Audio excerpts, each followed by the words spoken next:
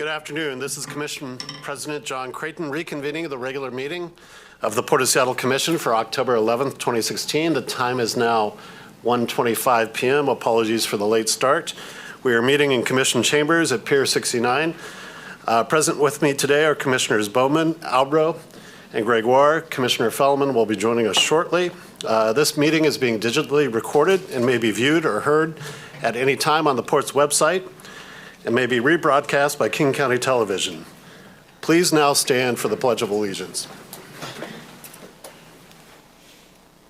I pledge allegiance to the flag of the United States of America and to the republic for which it stands, one nation, under God, indivisible, with liberty and justice for all.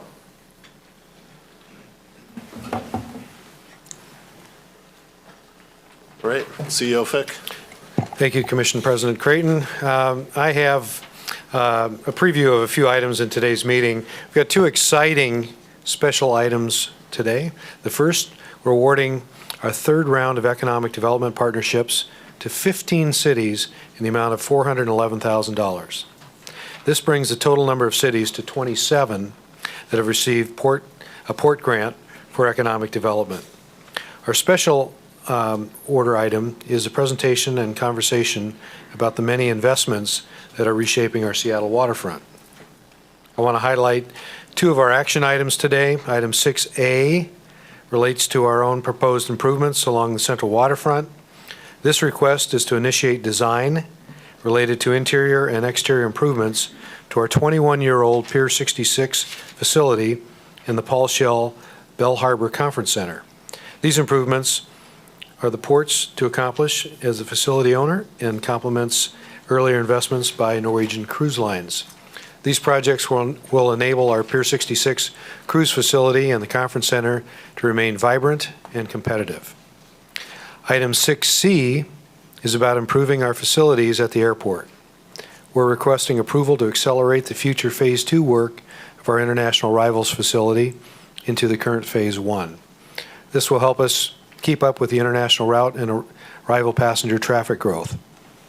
This work involves adding 2 added baggage claim carousels, 40 additional automated passport control kiosks, and 11 added document verification podiums at the last check area before the travelers are permitted to depart the IAF to the street or to connecting domestic flights.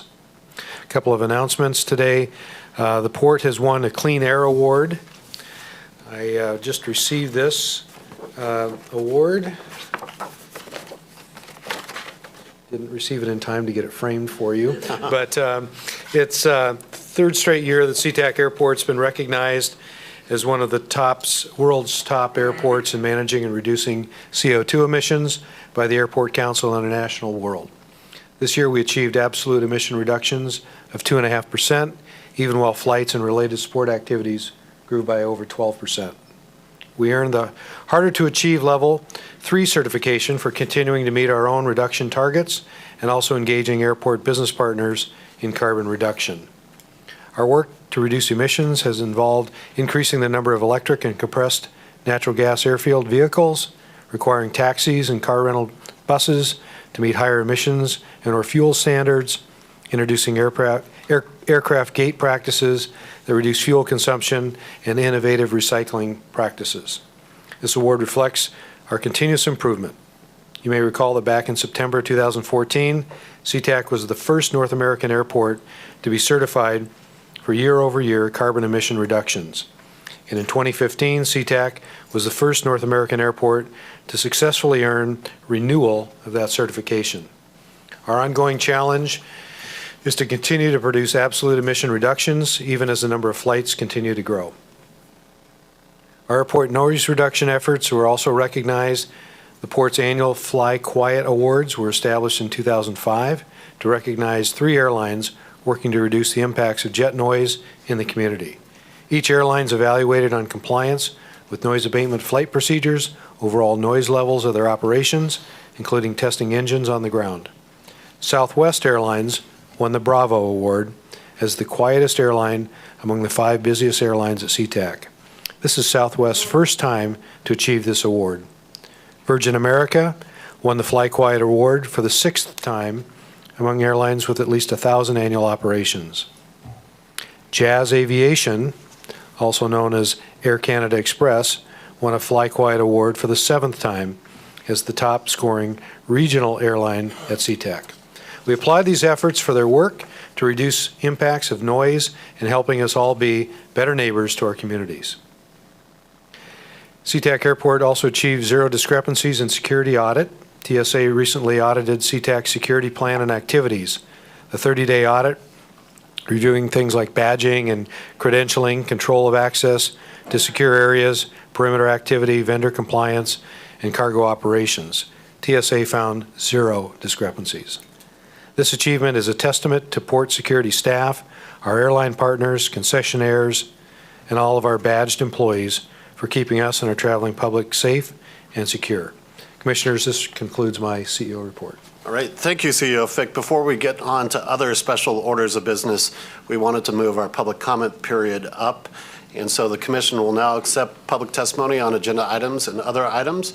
Any written materials can be given to the clerk for inclusion in the meeting record. And Amy is sitting over there at the entrance to the commission chambers. If you wish to speak, you need to sign in and identify the specific item you're addressing. Comment time today will be 3 minutes per speaker. When you get to the podium, please restate your name and organization. If you're speaking on behalf of an organization, or if you're speaking on behalf of yourself, please state your name and your city of residence. We do have the pleasure of having King County Council Member Dave Upthegrove with us, and welcome, Dave. But before we get to Dave, could I ask Kent Palasari to come up, please? Yes.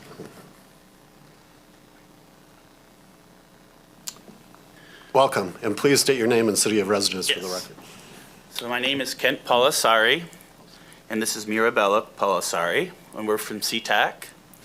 And we've come to talk about the trees that are proposed being cut down for the third runway. And what do you think about trees? Go ahead, Mira.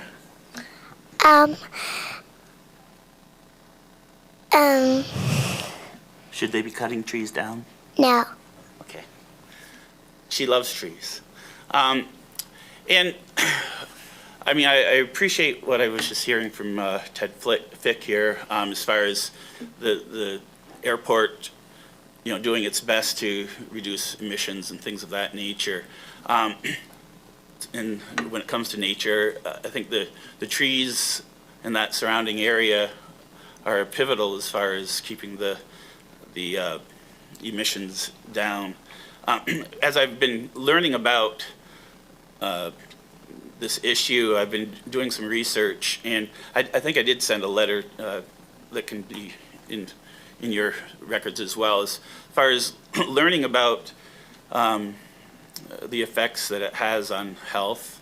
I mean, it's the reason we went from leaded to unleaded gasoline, for instance, and that wasn't necessary for the jets.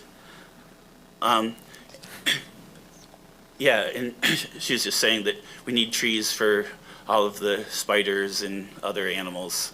But also, what was most disturbing to me, and it's part of why I brought my daughter, because it's not just about numbers, it's about people. You know, for children, it's 5 times the effect as far as, you know, because of their metabolism is so much quicker. The effects of CO2 on their body is 5 times greater, so leading to all sorts of problems that I'm not going to talk about in front of my daughter here. One of the things that she was just saying is that her school gets to go down to Seahurst. I don't know if you guys have been to Seahurst Park. It's a wonderful place. And part of lots of trees. Lots of trees. And that's one of the things she really loves about it. And I guess what I'm asking is a more user-friendly discussion with people down in Sea-Tac. You know, I had to take time off from work. I had to take my daughter here, and it's a great place, but it's not very child-friendly. And so, if we can have and it's called the Bridge. Yes, that's the name of her school. If we could have a time to discuss it down in Sea-Tac, Yeah, because there's a lot of people who are obviously being affected by it down there who want to be able to talk. And once again, have it in the evening when people can come. Because there's a lot of people who wanted to come to this meeting who couldn't today. All right, thank you. All right, well, thank both of you today for coming down. And just to note for the record, we do currently have a public meeting scheduled at Bow Lake Elementary School on November 1st at 6 p.m. to discuss this very topic. So, and then before getting on to the next speaker, I'll note for the record that Commissioner Fred Fellman has joined us. Welcome, Fred. Next, we have Barbara McMichael. Good afternoon. Barbara McMichael, City of Des Moines, nervous testifier. I'm in the big city now. I'm a You're longtime doing fine. resident of airport communities, and frankly, I've been shaped by the anti-third runway culture, so that's what you're getting from me. But I want to talk about trees too. The port, when it built the third runway, claimed that it was going to be for inclement weather only, and of course, as soon as it opened, it was operating on sunny days, and it's been that way ever since. So our feeling for a lot of us is the port lied to us. And I'd like to think that that was the bad old days. But then, earlier this year, got the airmail newsletter in our mailbox and read that 1,600 tall trees on public and private property were going to be removed from around the airport. I went to 3 different port-sponsored events to protest this plan, and it wasn't until the final meeting, I think, when I had finished, pleading my case about the 1,600 trees and talking with everybody I could talk to. I think I spent an hour and a half at that meeting, and I was taking my leave, and my eye fell on one little kind of insignificant poster that had a graph. It wasn't the big fancy photographs or anything, and it said 2,770 trees were going to be removed. So that's confusing to me, and I don't know, nobody had bothered to correct me when I was saying 1,600 trees all over the place, so what's that all about? And was the port lying to me then?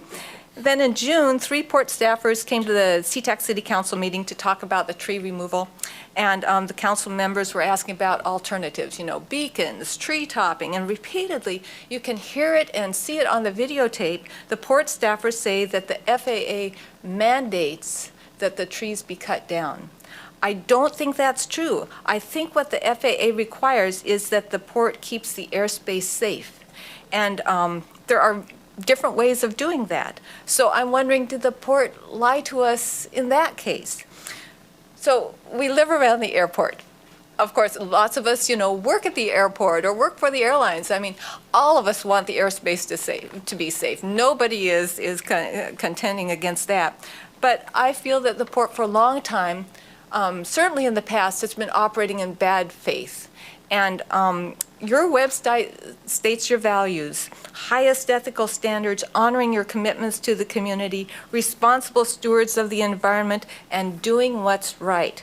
But in planning to remove these trees, the port hasn't even conducted an environmental impact statement. So you are our electeds. You were elected to represent us, so today's your chance to live up to those values and listen to your community. I want you to know that losing those trees would impact air quality, noise buffering, water runoff, wildlife habitat, and I also want you to know that these trees really do have significant cultural and aesthetic value to us.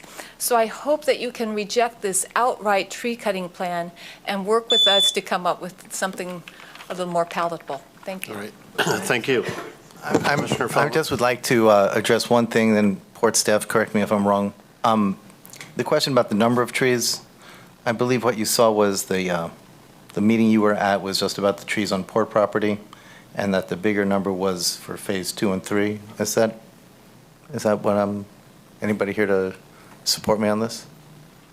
Because, I really want to make sure that the integrity issue is clear, and so if I'm wrong, I'll stand corrected. Hello, Commissioners. I'm Steve St. Louis, Project Manager. So the 1,600 points that were identified were from the obstruction analysis survey. So that was LiDAR data, and then that was field verified, and that's where we came up with the 2,800 actual trees. So you're saying there were clumps of trees together that, Correct. One LiDAR data point could be 2, 3, 4 trees. It's an aerial survey. Does that answer? I thank you for that, although obviously, from a public's perspective, they don't know from LiDAR data points. I mean, the fact of the matter is, it's the number of trees that people were concerned about, so I don't know what the real value of providing the LiDAR. It's good to know that LiDAR underpins the data, but Was our initial briefings to the all three cities. We provided that information of the LiDAR data, and our field work was underway. Can I, Well, I'm sorry, I'll look. Yeah. okay. Yeah, we still have public testimony, but Claire, if you... Just to clarify, thank you, Commissioners. Claire Gallagher with Port Public Affairs.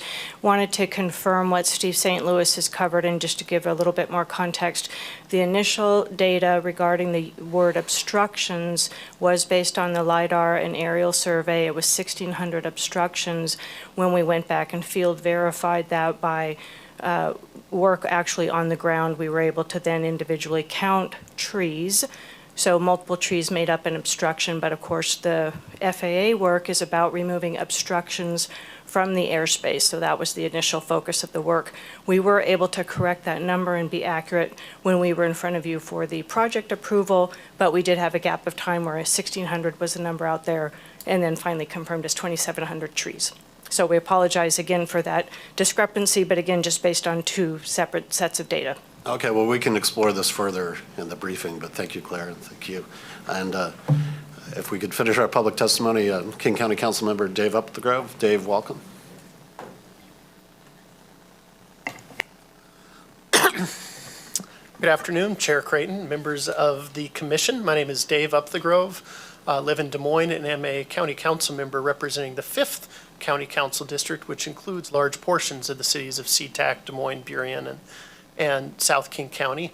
And I wanted to attend today to express my opposition to item number 6D. This is an issue that has reached a level of salience and emotion among my constituents, the point that I thought was important enough that I, even though there's not a direct county nexus that I'm aware of, but just as an elected official from that area, wanted to express concerns. I understand you have a safety responsibility, and that probably comes first and foremost in the back of your minds in everything you do. And I guess I would ask that you look at to try to use a scalpel rather than a sledgehammer, not sledgehammer, scalpel rather than a chainsaw or wood chipper or whatever it might be, but to see if there are opportunities to address obstruction issues in ways that result in less tree removal. There is an aesthetic value. People value the visual impacts, the noise buffers, but also, I think the previous speaker called it a cultural, but I think about, I don't know where any of you live, but think about your yards. Think about the trees in your yard. And if someone from government came and said, we're going to cut down one of your trees, just the emotion, it's very personal. I think that's what's made this such a hot issue locally, that I think warrants additional, and it sounds like you're planning that additional community engagement. I personally think it probably warrants, based on my cursory analysis, additional environmental review. I support the arguments the city of Sea-Tac is putting forward. And then it's not just process, but are there solutions that are more tailored? And can you distinguish between are we able to distinguish between a theoretical safety issue versus a real one? I grew up my dad's a pilot, retired commercial pilot. I've talked to a number of pilots and they chuckle at this, the notion that some trees on the west side of the airport are a safety concern, given commercial airliners and how they approach and the geography there, that is it really a safety issue, or is it sort of a theoretical statistical exercise that the FAA requires? And if it is there any flexibility in there to come up with something that's a more tailored and narrow approach? And so I encourage you to continue the work you're doing to engage in the community and find a solution. There is a history, as you know. It was the expansion of Sea-Tac was very difficult on those communities, and the relationship between the port and those communities. I feel like there's been good progress made, and I'd hate an issue like this to kind of result in one step forward, two steps back in terms of rebuilding that trust and the connection with the community, which I think you've been doing a good job at doing. So I appreciate you letting me share my thoughts today. Great. Well, thank you, Councilmember, and thank you for coming down here and expressing your thoughts. All right, well, now I think that concludes public testimony. Amy, has anyone else indicated interest in testifying? All right, well, with that, it's back to you, CEO Fick. We have two additional special orders of business today. Item 3B is the authorization for the Chief Executive Officer to execute economic development partnership program contracts with the cities of Bothell, Burien, Carnation, Covington, Enumclaw, Kent, Maple Valley, Mercer Island, Milton, Newcastle, Renton, Sammamish, Sea-Tac, Tukwila, and Woodinville to implement local economic development initiatives for a total amount not to exceed $411,170 as detailed in the agenda memo. Our presenter today is Susan Chamberlain. Before we get to that, Chair Creighton, I'd like to move that we pull item 6D. I agree with that. I'm not sure that we need to necessarily make a motion, but if that's what we have to do, I guess it's unfortunate. We were trying, Mr. Fick, you didn't see, we were trying to actually, I think, convey the commission's desire to move forward with the public meeting, I think, in an honest way. So there's no reason for us to take this action today, and I think there's further work that needs to be done. I particularly appreciate the comments regarding that council member Up the Grove made, speaking to the fine work that's been done on really, I think, on all sides to improve the relationship between us and the communities around the airport. And I don't think there's necessarily a reason for us to do this in a way that antagonizes that good work. Clearly, we take the responsibility for public safety and the safety of those who operate aircraft and fly in them. So that's first and foremost, absolutely. But I think there's a better approach. And so I agree with your sentiment to delay. Right. Sense of the commission, Commissioner Gregoire. I'm hoping this is a friendly amendment, which is I wanted to actually move this up for consideration and a little bit of a conversation with a similar outcome of tabling it from an action perspective today. But I would like to ask staff to come before us so we could ask a few questions on process and where this is for purposes of this meeting. I'm trying to be sensitive to others, if that makes sense, which is I think we've got a few guests for the economic roundtable. I believe our waterfront briefing is just us internally, correct? No, we have guests. Oh, sorry. So I wanted to move it up to have a little bit of a conversation with staff with the expectation that we would not be taking an action on 6D today and enable that conversation. So maybe we just need to do it in due course, where it's currently scheduled on the agenda, to be respectful for time. Well, why don't we get through item 3B and do it before item 3C? Great. I think item 3C will take some time. Good. Good, okay.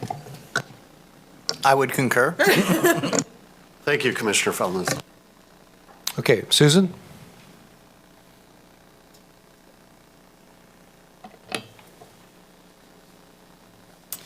Thank you, and good afternoon, Commissioners and CEO Vic.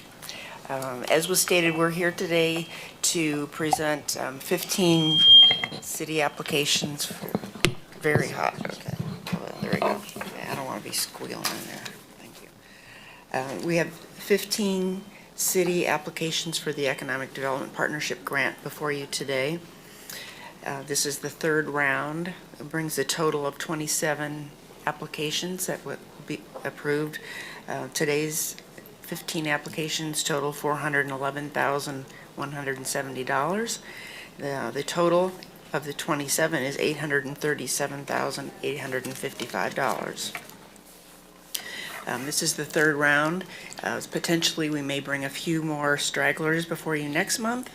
We're trying to get some of the smaller cities some support in writing some of their scopes of work. So we'll hopefully have a few more for you to look at. I'd like to ask Ben Walters from the City of Kent to join me. And Ben's going to talk about how they're going to use the partnership funds. Good afternoon, Commissioners. Thank you for the opportunity to come before you and simply say thank you. We have a $65,000 investment that we have applied for that I understand you're poised to approve to expand Kent's food entrepreneurial business community. We're working with the nonprofit Food Innovation Network and Green River College's Small Business Development Center for a program that will provide a below-market rate commercial kitchen incubator space and business training for food entrepreneurs. Also, it'll allow us to launch a social enterprise cafe featuring international foods, and as part of that, to hold 8 to 10 downtown pop-up dining opportunities featuring diverse cuisines in order to promote these new businesses.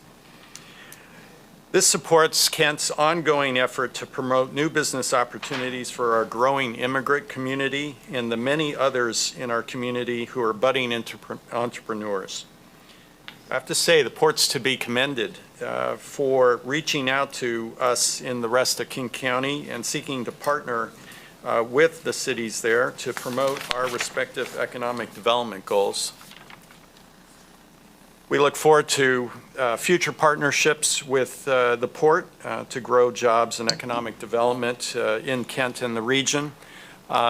This is really an exciting opportunity. It really did serve as a challenge grant in that you challenged us to really think through, if we had these funds available, what could we do? And in doing so, help garner the additional staff and other grant funding opportunities to make something happen that, frankly, I don't know would happen otherwise. And so we look forward to delivering on the results, and in so doing, hopefully causing you all to want to continue with this program. So, again, thank you. Thank you. I'm sorry, I have two requests. Yes, One, can you send us the schedule for the pop-up dining events?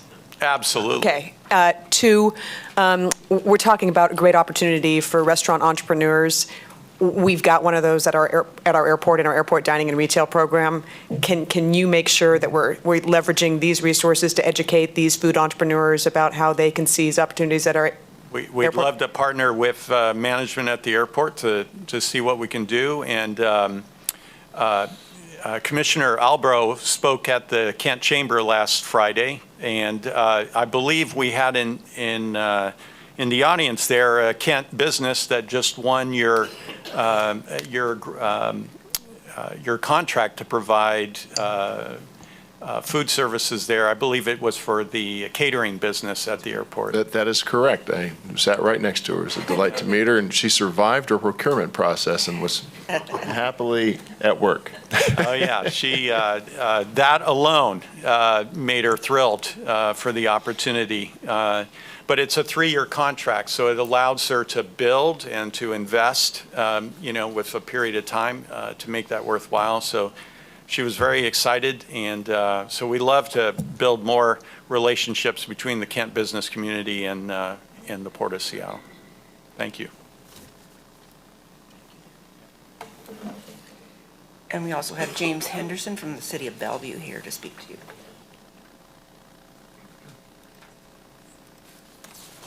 Welcome. Good afternoon, and again, thank you very much, Commissioners, for the opportunity to apply for this grant. I was told by Susan that it was actually approved at the last meeting, so thank you all very much for that.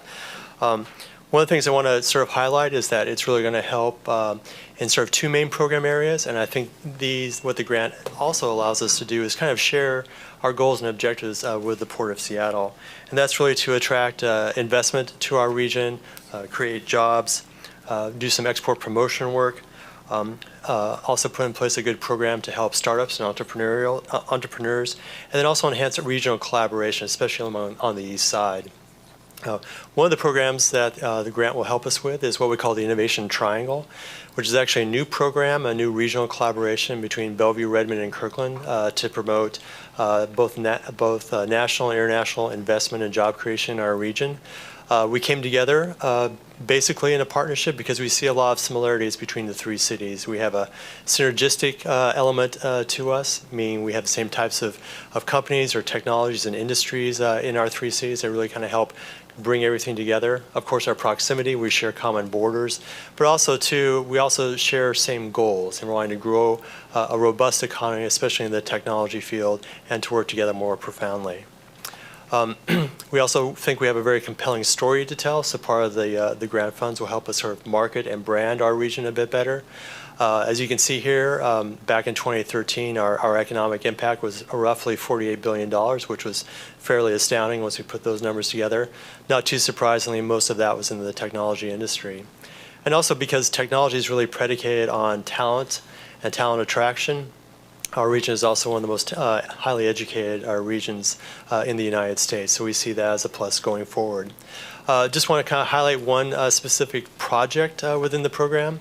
Yesterday, we hosted 21 representatives and 16 technology companies from 6 countries from around the world. Those included China, Spain, Singapore, the United Kingdom, and Canada. And basically, we worked together to do sort of a familiarization tour for those companies. So they were able to go to Microsoft and learn about the technology innovation occurring there, go to DigiPen, learning about the educational trainings, and get also a brief from Lake Washington Institute about how we bring more people into the technology pipeline. We went to Kirkland and had a good briefing with iSoftstone, and then finally wrapped it up in Bellevue with a good briefing by Puget Sound Energy about how they support technology companies in the area, and then by the Global Innovation Exchange, that partnership between the University of Washington and Tsinghua University.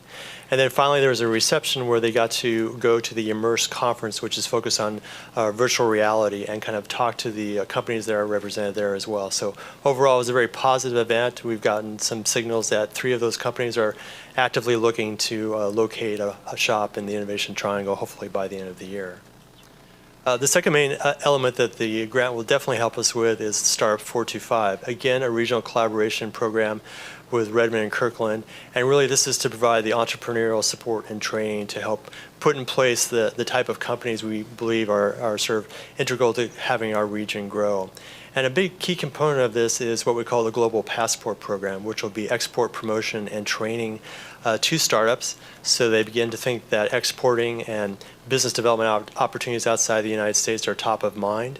And so we'll work together to give them the export training that they need in conjunction with the Trade and Development Alliance and the Washington State Export Commission, as well as others, and then actually take them on a business development mission overseas to World Mobile Congress. So again, it will have that sort of technology slant to it, because we see that as a real kind of key area, again, to grow our industries. So on behalf of the City of Bellevue and our other Innovation Triangle partners, thank you very much for this grant opportunity. It's really key to, I think, kickstart a lot of these programs and initiatives that we've been thinking about doing, and I think we'll have some good success to report out in June of next year. So thank you. Thank you. Comments or questions from the commission?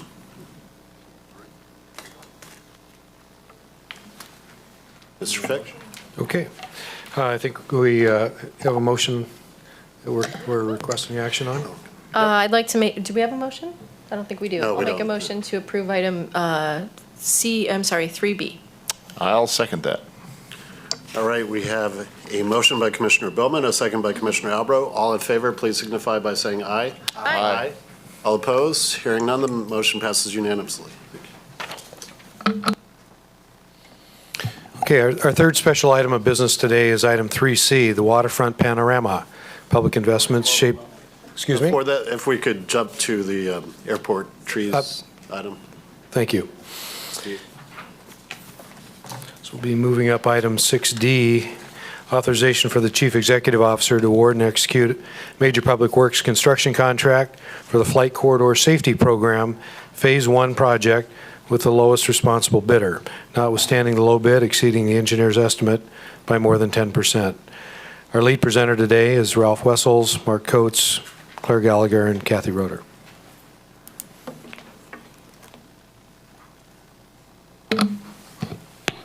Good afternoon, Commissioner. So, given the discussions that's here, I guess we'd like to open it up to your questions or things that you'd like to discuss. I'm happy to jump in here just to kick us off, if that makes sense. And I know the memo before us is that you're bringing back to us something that the commission has already authorized because the bids exceeded the engineer's estimate by over 10%, and thus we're in a kind of procedural moment. But the conversation that we've been wanting to have is how do we have a conversation with the community that's impacted by this project. And so I want to kind of just step back and ask the fundamental question, why do we have a flight safety corridor program?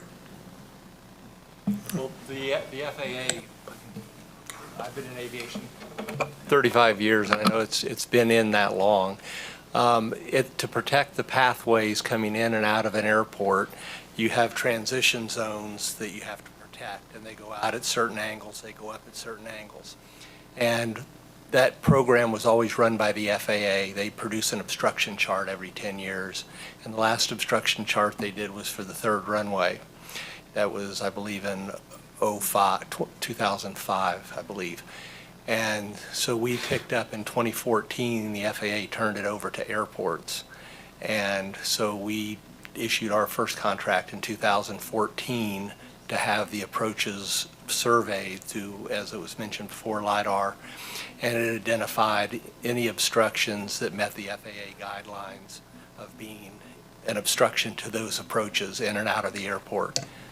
And so then we got a contract to field verify those, and that's where we are. Maybe I can jump in there. In the 2005 timeline, FAA is the one who actually reviewed the airspace and the neighboring space to determine what was an obstruction.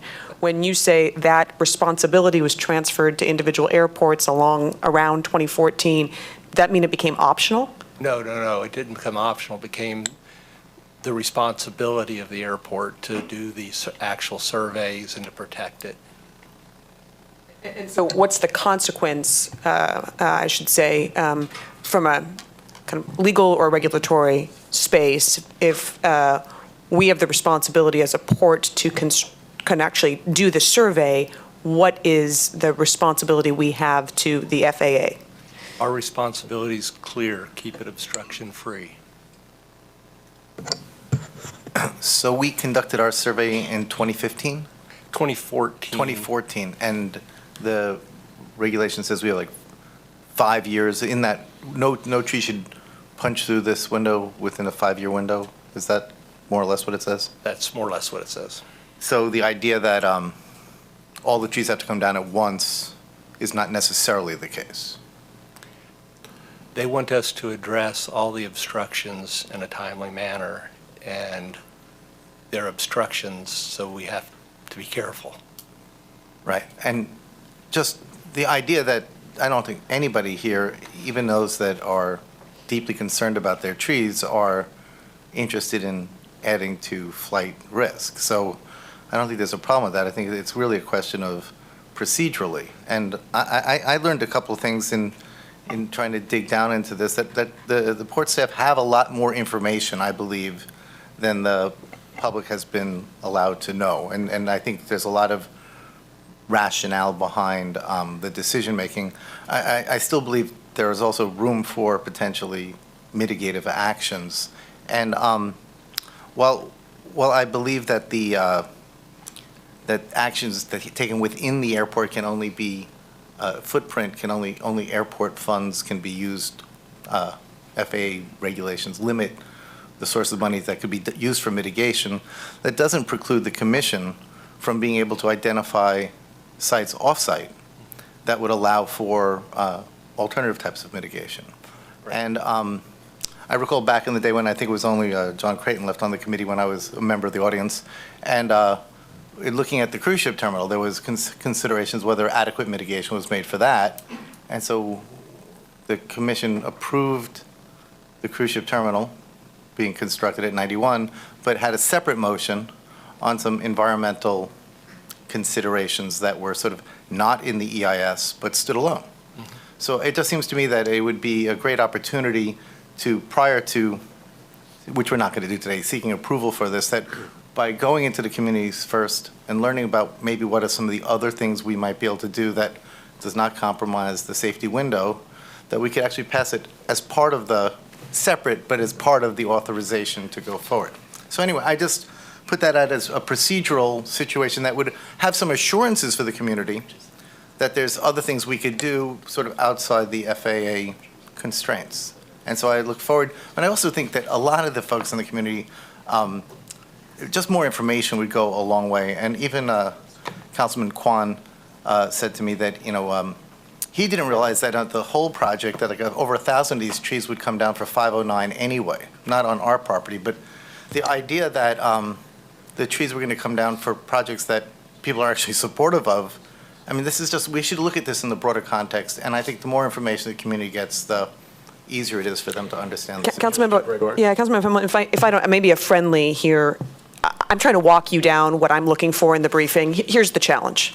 We've got a policy question before us, and I was given a memo that talks about a 10% extension of the engineering. You just came before me and said, what questions? I could walk you down everything I know so that we could have a conversation in public, or you could just help me get there, right? So once we know that the FAA, and we have the responsibility to do this from a safety, we haven't established yet, and I need you to establish, did we do an environmental review? Yes. And what did that environmental review find? The environmental review was conducted by the port as the SEPA lead agency. We issued a mitigated determination of non-significance. We found that the project could proceed with sufficient mitigation built into the project work for Phase 1 that would offset any impacts contemplated through this Phase 1 work, which is the clearing and replanting of trees and understory on port property. So Claire, that will help me. Can you help me understand the 3 phases that we think about this project? What is Phase 1? Sure. The project for addressing all of the obstructions in the port's airspace is divided into 3 phases to be hopefully completed over 3 years. The first phase is entirely on port-owned property, where we control the outcome and ingress to the property and can make the best estimation of how to proceed with the work. And that's the plan that is in front of you today. And when we put the plan out to bid for Phase 1, it was indeed over the estimate, which is why we are in front of you again today. The work also includes work on Phase 2 and 3. Phase 2 is other public-owned property, WashDOT municipalities that neighbor the airport. Those are not port properties. We need permission to enter the properties. We need to comply with those jurisdictions' requirements for the clearing of the property. And we need to negotiate how that work would be done. Phase 3 is on private-owned property. And again, the same rules apply: permission to enter the property, ability to understand the impact of doing the work, and negotiate the outcome with the property owner, largely residential. Very, very small numbers, under 200 residential properties. About the equivalent number of obstructions in Phase 2 is on Phase 1, slightly higher. And the majority of those, yes, are on WashDOT property in the 509 right-of-way is where a lot of it is. So, Well, and Claire, what is the schedule for WashDOT if we didn't go forward with the Phase 2 and cutting down trees on 509, future 509 right-of-way? They don't. Do they have a timeline? Or? They do. It's part of the Puget Sound Gateway project, so that's in that construction timeline, and I'm going to claim the mid-2020s for that construction timeline. I apologize if I'm off by a couple of years.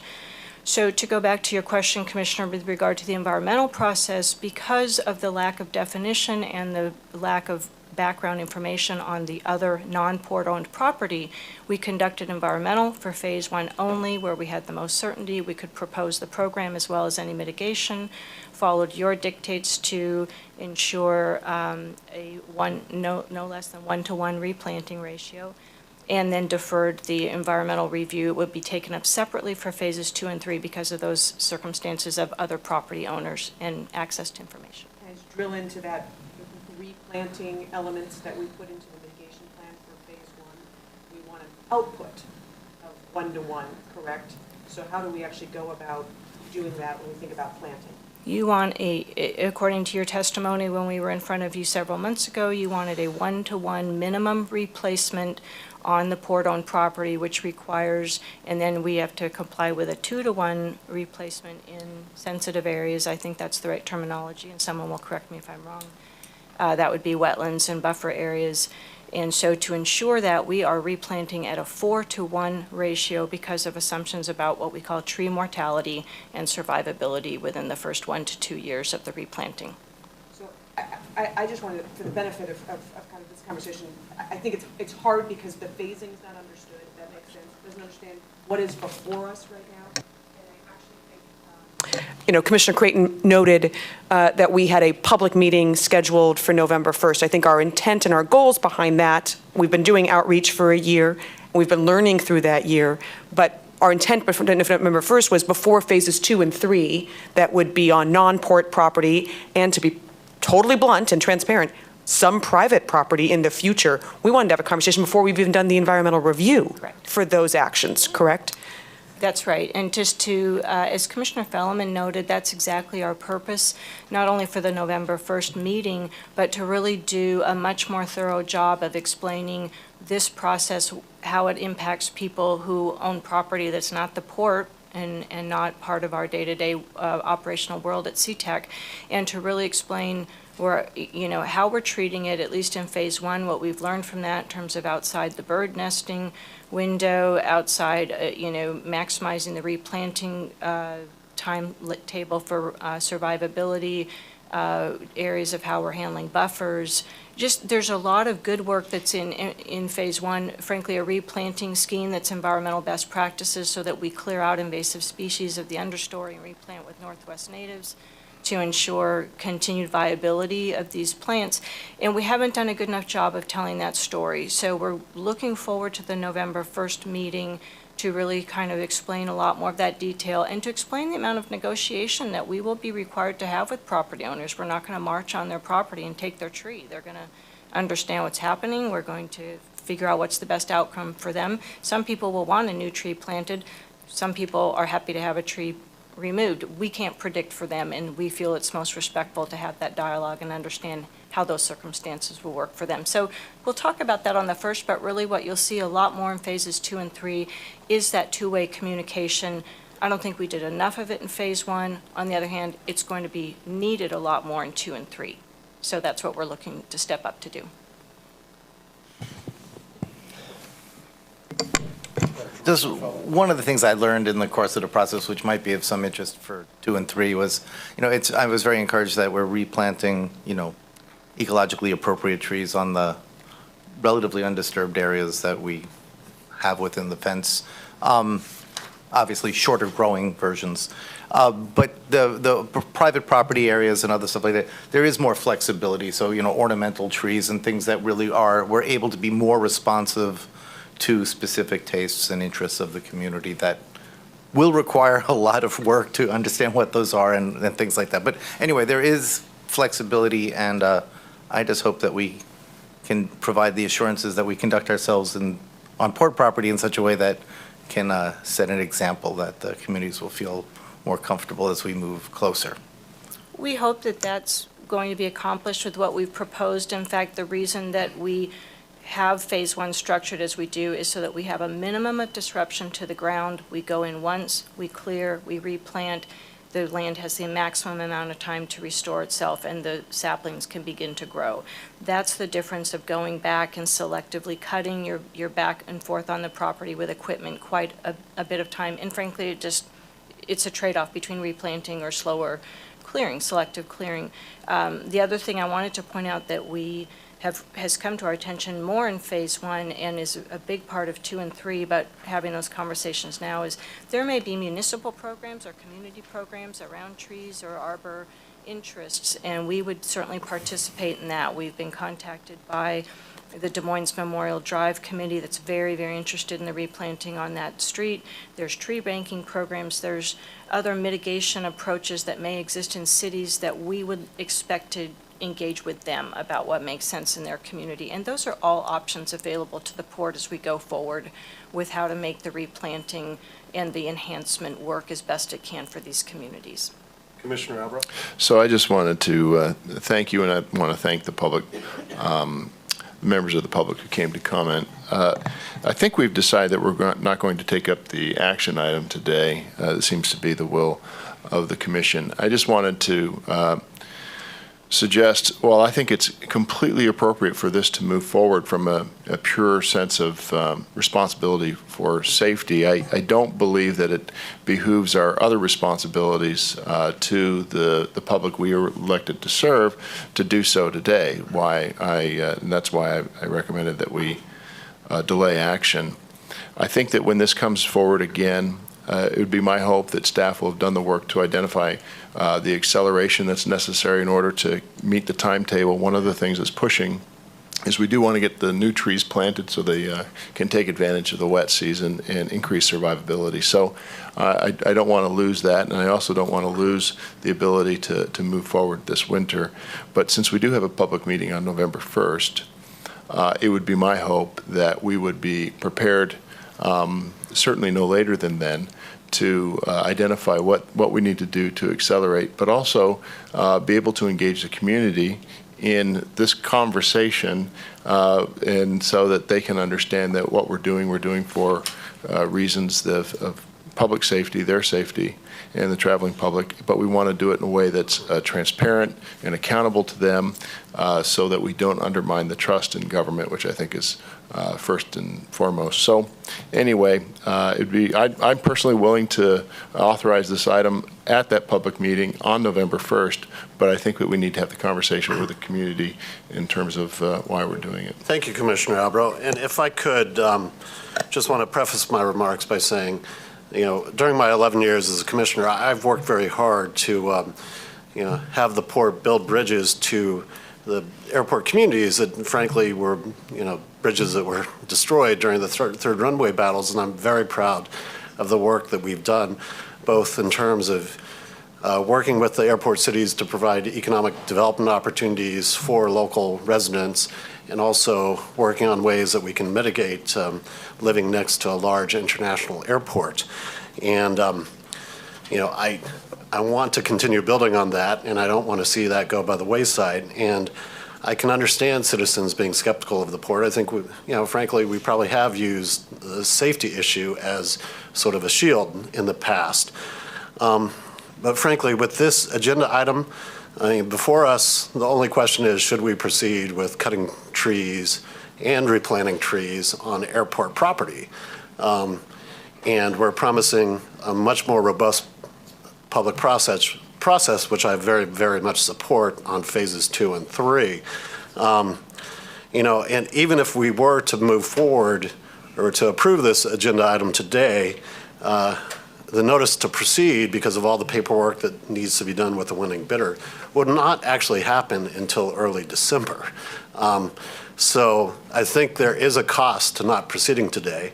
And, there is a slim chance, I'll admit, that an airplane might have an incident and be impacted by one of the trees we're, concerned with today on airport property, but there is that chance. And so I personally, while I think we do need a very robust public process with airport communities, airport community members for phase 2 and 3, I would prefer to go forward today with this agenda item with the amendment, with the caveat that anything that comes out of current discussions with the city of Sea-Tac be incorporated into the winning bid.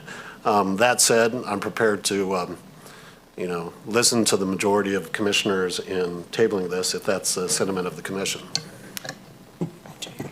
Thank you. I think we all need to kind of give our perspective here, and here's my perspective as I was walking through, forgive me, maybe leading the witness questions. But CEO Fick, what I could need to take this up, and this is where I was going to say, I would even be comfortable taking this up on October 25th. Because we were talking about phase 1, but I need our team to understand that when they're bringing something like this before us, it's not just an increase to the engineer's estimate that's before us. It's another time that the commission is going to have a conversation with our community about what we're doing to impact their community. So I need a memo that explains that. I need a memo that explains phase 1, phase 2, phase 3. I need a memo that explains the public outreach we've done. I need a memo that explains the FAA shifted this obligation that they used to take on to us and what we are doing from a mitigation perspective. And I actually want us to be very transparent, because this is the materials that brought the public here to testify before us.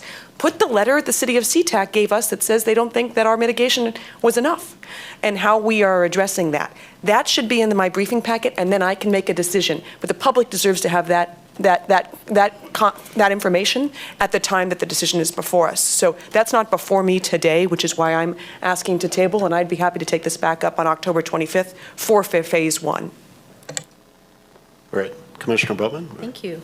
Well, first of all, I just want to say I concur with everything Commissioner Gregoire just said. And I think that's been my point from the beginning. But just to take, I feel like this is one of those times where we're falling into the port black hole of bureaucracy that happens when you're here for too long. And I've only been here 3.5 years, but you can just feel this sucking where you're getting caught up in these details. All this comes down to is there's obstructions around the airfield. We need to take them down. Nobody likes trees taken down. I have beautiful trees in my yard. I know how I would feel. I would feel that way if they were taken down 3 blocks from my house, because I think that Councilmember Updegrove had a really good point. It's not just about what's on your property, but what is in your vicinity. That said, we've done a terrible job of communicating how we're going to replant the trees to the 4-to-1 ratio that the commission is requesting. So before we bring anything like this, I just want to reiterate what Commissioner Gregoire said and support her. We need to have all of that other information that we've been asking for. It's not just about signing a contract. It's about letting the community know how we're going to be mitigating for the trees that we have to take down. We all agree they have to come down. How they come down is a process that needs to be discussed, but they will absolutely be replanted, and again, 4-to-1, but we haven't communicated that well. And I apologize on behalf of the commission to the public that we haven't done a good enough job. All right, Commissioner Feldman, you have the last one. Okay, so I'm delighted that we have a chance to at least tee this up in a way that everybody at least understands what we're thinking about. I do understand that the city of Sea-Tac didn't just disagree with us. They've challenged our environmental determination, and in reading their letters, one of the things they're asking about is sort of like the woody debris, I believe. Like, what are we going to do with those trees? And it's like leaving them there may be what they want, and at least for some of them, to create habitat and things like that. There are numerous things that we could do, and while in wetlands and in steep slopes, you wouldn't want to go back and forth to mess up the land. But I asked, so what percentage of trees are on less sensitive areas? And maybe while you have to do the insensitive areas all at once or not returning, other areas may be able to have a more of a sequenced item. These are just questions that I've posed, things that the community should learn about. This question about topping I thought was like a no-brainer, but bird perches are not what you want to create. I mean, again, I went through a lot of the questions I thought I was asking on behalf of the public, and I got a lot of reasonable answers. I just think you deserve them too. And so I believe we're going to be able to address the city of Sea-Tac's concerns eventually, but I would encourage the citizens who are working with the city to come up with a list of questions and/or things that you'd like to see as mitigation, so that when we come before you, we're not just speaking to you. We'd like to have it be a two-way conversation. So thank you again. All right, thank you, Commissioner Feldman. With that, we will table this agenda item to be picked up at a future commission meeting to be determined after discussion with my colleagues. And Mr. Fick, we have a packed agenda item, so if we could get back to special orders of business, item 3C. Thank you. Thank you, Commissioner. Thank you, Commissioners. Okay, so back on the agenda, special order item 3C, the waterfront panorama, public investment shaping the city center waterfront. Our presenter today, our host of presenters today will be led by Jerry Poor. Jerry?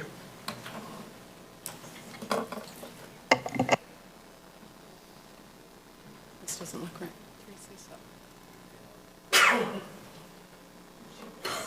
Good afternoon, Commissioners and CEO Fick. We're here today for the first of 2 presentations to review plans and activities that will shape Seattle's waterfront for the next century. We bring forward today this public sector overview of the waterfront for your discussion of the port's role, and you'll hear more from the private sector in November, and our thanks to Dave McFadden and Jeffrey Utterback in Economic Development for working together on this 2-part presentation. Also, many thanks to our public partners for their collaboration in the great set of slides describing their work on the waterfront. This set of slides is a model for the greater collaboration and interconnectedness needed to create the waterfront vision. Today, you'll hear from WashDOT, from Linnea Laird, who is the Assistant Secretary and Chief Engineer for WashDOT, presenting on the Alaskan Way Viaduct replacement program. And from Washington State Ferries, from Nicole McIntosh, the Director of Terminal Engineering for Washington State Ferries. Next, we'll hear from King County Metro's Kim Beckland, who is the Strategic Partnership Advisor. And completing the panel is a joint presentation from Marshall Foster, Director of the Office of the Waterfront, and Heidi Hughes, Executive Director of the Friends of the Waterfront. As you'll see throughout our presentation today, this project is about more than tons of concrete or steel. This is one of the historic, monumental, and lasting ways that this generation can improve the quality of life for the next generation. It will make our waterfront more accessible to the public, complete with transit connections and improved natural habitats. And it will do all of this while respecting and preserving the industries, services, and workers up and down the waterfront and beyond who keep our regional economy moving. We're honored to partner with the city, the county, the state, and others in this work on this historic project and to ensure that future waterfront reflects our regard for a working and livable Seattle. Let's start with a brief historic look reminding us of the city's relationship with the waterfront. This unique graphic from the Seattle Times shows the original natural shoreline and features from Elliott Bay and the Duwamish River. It also shows how since that time a new shoreline has developed, with huge earthwork projects sluicing the hills and creating new fill, which was shown here in brown.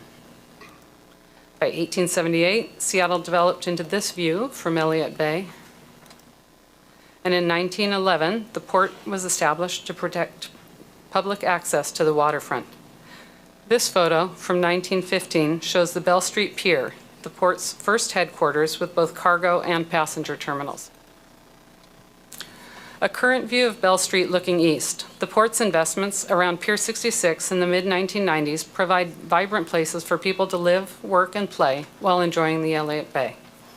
Significantly, they also provide facilities for cruise and Victoria Clipper passengers.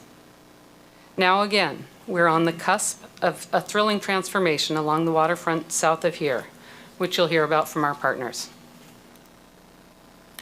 This rather intimidating slide provides a listing of the investments that will shape the waterfront for the next century. In your packets and on the board over there is a construction coordination chart showing the integration over time of these projects. There are monumental public investments underway, which will balance waterfront accessibility with our region's working waterfront.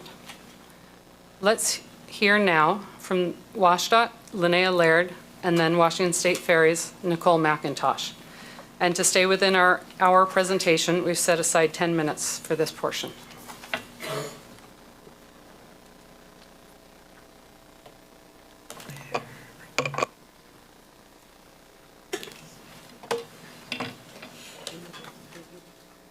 Sure. That'd be great. Thank you. My name is Linnea Laird, Assistant Secretary for Engineering and Regional Operations. I'm very pleased to be before you today. Joe Hedges, who is the Regional Administrator for the Alaskan Way Viaduct Replacement Program, is out of town right now, so I get to cover. So first off, though, what I want to do is acknowledge the sincere appreciation from Secretary of Transportation Roger Millar, as well as the rest of the state, for the contributions and partnerships that we have experienced from the Port of Seattle. We've had many years of great work together, and I think what you're going to see today are some of those values and goals, which is about a livable city with multimodal choices.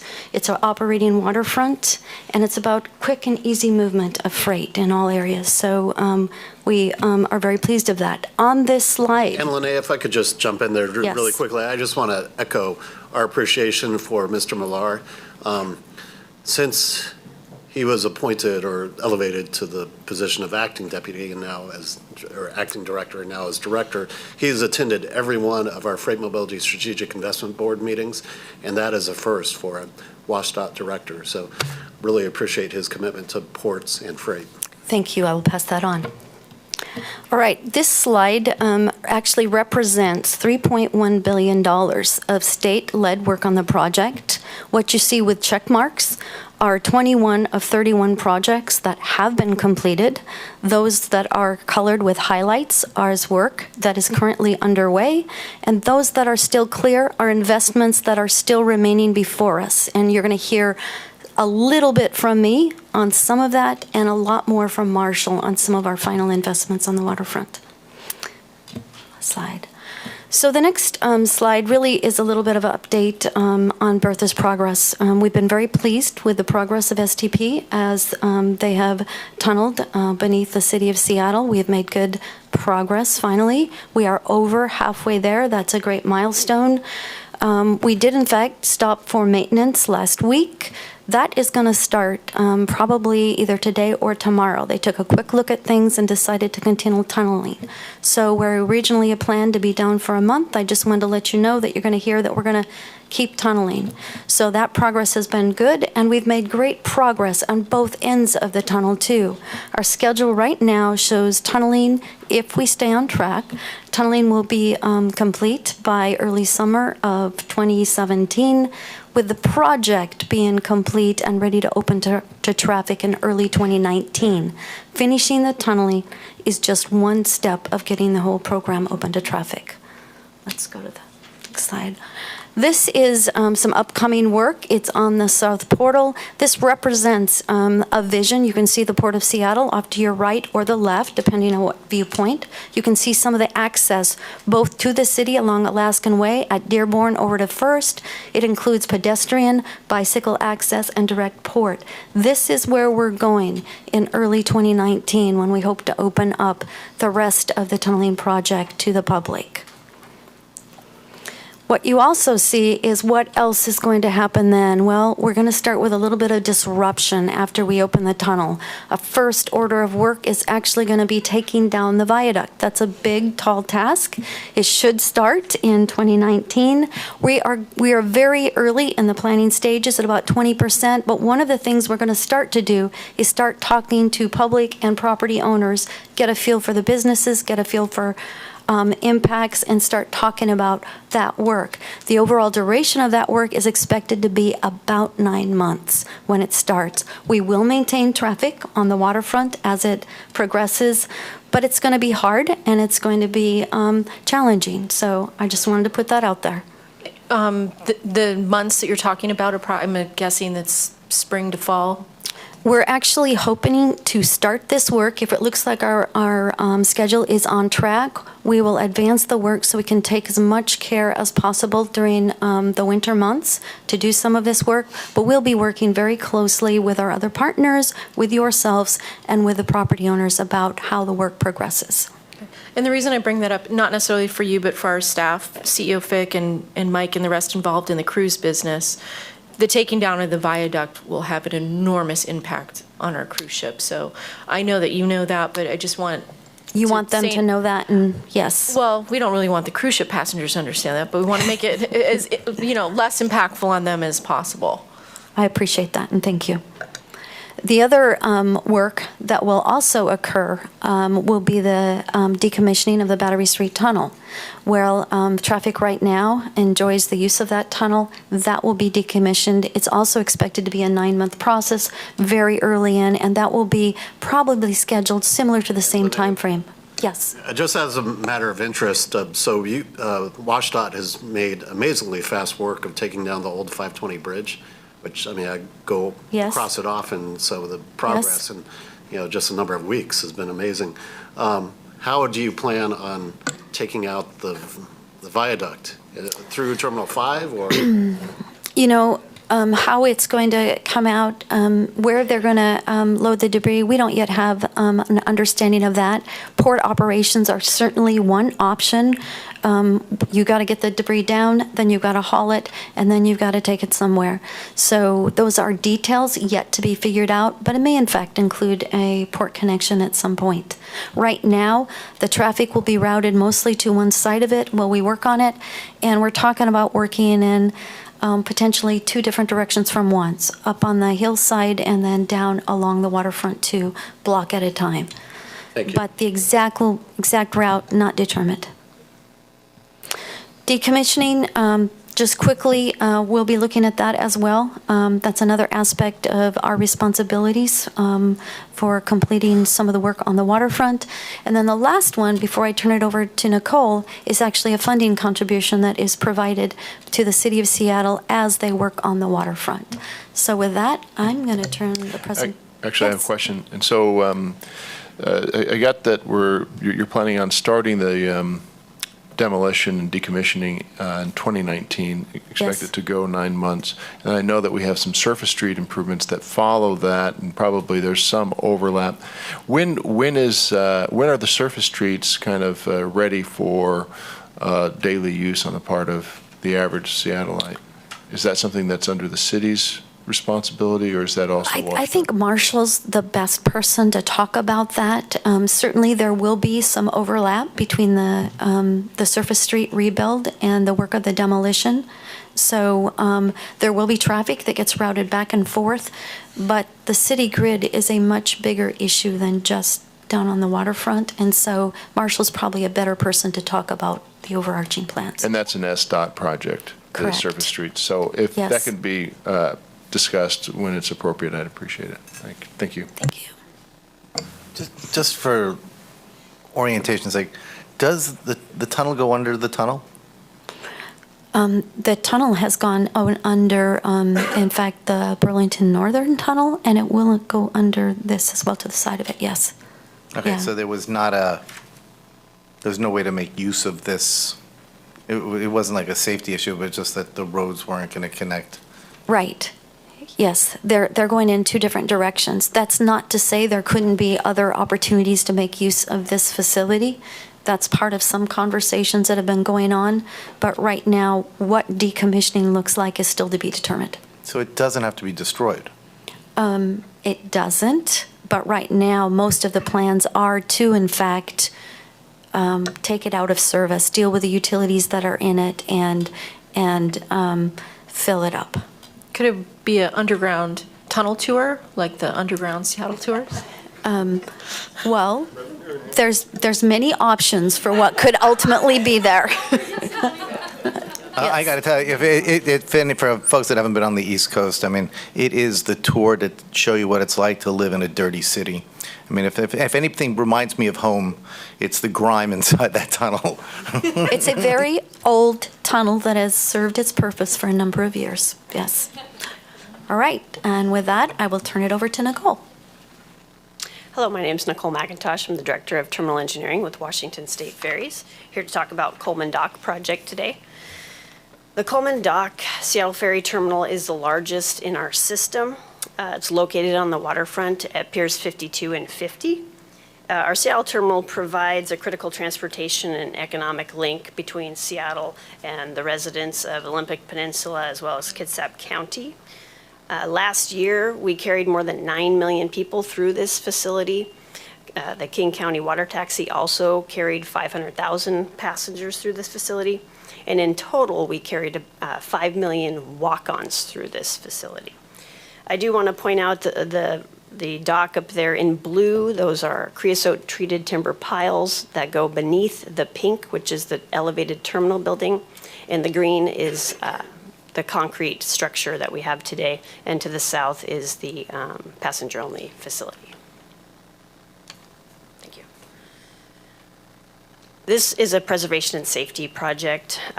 Key components of the project are aging and seismically deficient. That is a picture of a pile that came out of the dock during a maintenance program. We do have piles still in the dock from the 30s. And despite the fact that a quarter of our Washington State Ferry total ridership go through our north facility to Bainbridge, that is one of the oldest bridges we have of 30 of our bridges in the system. The layout of the Coleman Dock creates inefficiencies with pedestrians, bikes, and vehicles. And we want to ensure, this project, we need to ensure that we continue to serve as a regional multimodal hub that we are today, continue operating safely and reliably. So this is a view of the future project where we have replaced those creosote-treated piles with concrete and steel. We have a terminal building located offshore in a north-south orientation that is adjacent to the 3 slips. We have a reconfigured dock that now brings our exit lanes around the exterior, which allows bikes and pedestrians and our vehicles that are loading the ferries to operate efficiently and without conflicts. We're replacing that old vehicle transfer span to the right, slip 3, with our standard bridges. We're replacing the passenger-only facility on the south side there with the new facility. We're not going to have a tent anymore. We are constructing a new entry building along Alaskan Way, and I'll have a slide of that in a minute. We're going to continue to maintain our connection along the Marion Street overpass to First Avenue. We are adding a bicycle entry to the north outside of our vehicle lanes so that to reduce conflicts there for bikes. And we're mitigating for the additional overwater cover, the minor overwater cover that we're adding for the project. So I have a question. On the Marion Street pedestrian bridge, does that have good connection to Alaskan Way below for those who would like to use it but are not ferry passengers? So can I use it to cross over to the west and then down? Yeah, maybe the next slide might be even better. Well, you can't see it. So the Marion Street does connect over into our entry building. Our entry building has 3 points of connection between the street and the second level. So yes, it would be a great access opportunity. But through the building, though, not before the building? No, there'll be maybe, I don't know if we don't have a good elevation that shows that. But on either side of our Marion Street access, there will be stairs and elevators for people to Thank use. Sure. So this view is taken from the promenade, which you'll hear about later, but just looking at our entry building that again provides that circulation to get up to the upper level.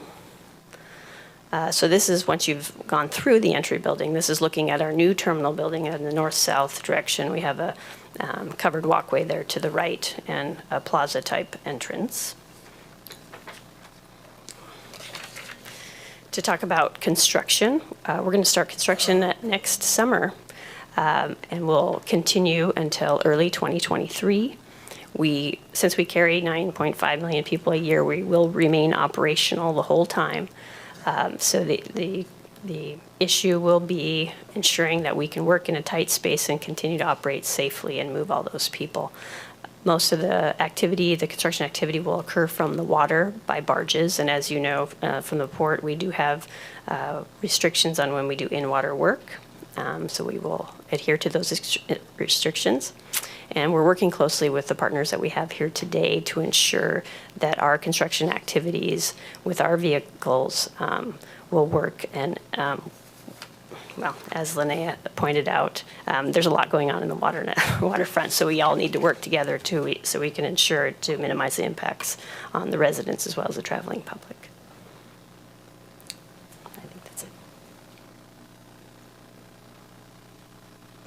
If there's no further questions, we'll move on to Metro, King County Metro. Thank you, Linnea. Thank you, Nicole. I don't know if you get to it through a different section or not, but I was wondering how the aquarium development is going on. This is just a different zone? Yeah. And specifically in terms of while we're down at the south end here, truck queuing I know is already a bit of a challenge for a lot of folks down here, and I see you make a nice tree-lined zone there, but I mean, has there been discussion with port staff about traffic queuing and things like this? I mean, I know in Tacoma, they just widened the road so there would be like on-street parking for the trucks, and we're looking at potentially a parking lot and things like this. Yes, we've been working significantly on the queuing area around Terminal 46, and you're familiar with the little H, which is the elevated bridge that was built outside of Terminal 46. So we continue to work closely on how this northern waterfront construction, well, we work to make sure it doesn't impact port operations at Terminal 46. Yeah, I'm really concerned, once it's built, it seems it's going to be, we already have a challenge situation. I think the port can do additional activities to coexist well, but, construction is always going to be a nightmare. But it's the ongoing operation, and with our goals of trying to move more TEUs, I think this is an ongoing conversation we're going to have. Right. So that is something that we have been working and will continue, and I believe that the little h will serve us better than we have had in the past. Additionally, we're focusing on these issues for the cruise terminal also, so we're aware of it at both ends of the waterfront. Thank you.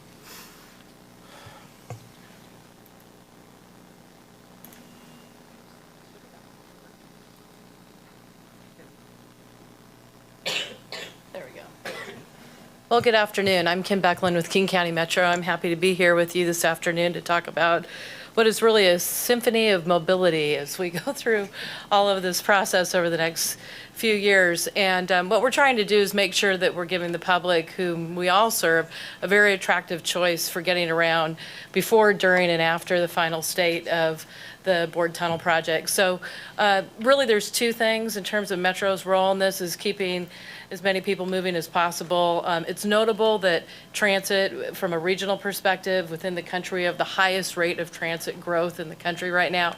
So we are trying to provide that in spades. And with this particular transit market, we have a lot of folks coming from South King, from West Seattle and Berrien, about 23,000 riders each day coming into the waterfront area, if you will. That's 600 buses. That's a lot of demand. So what we're trying to do throughout this whole project is really ensure that there's a good pathway for those trips to occur and keep those travel times reasonable, and the exchange of trips, whether they're moving on to streetcar eventually, or they're traveling with a bicycle, or they're walking uphill or accessing the waterfront and points up the hillside, that is a safe and attractive environment. Even in the midst of all this, we think we have a good plan, thankfully, because we're working so close with all of our partners.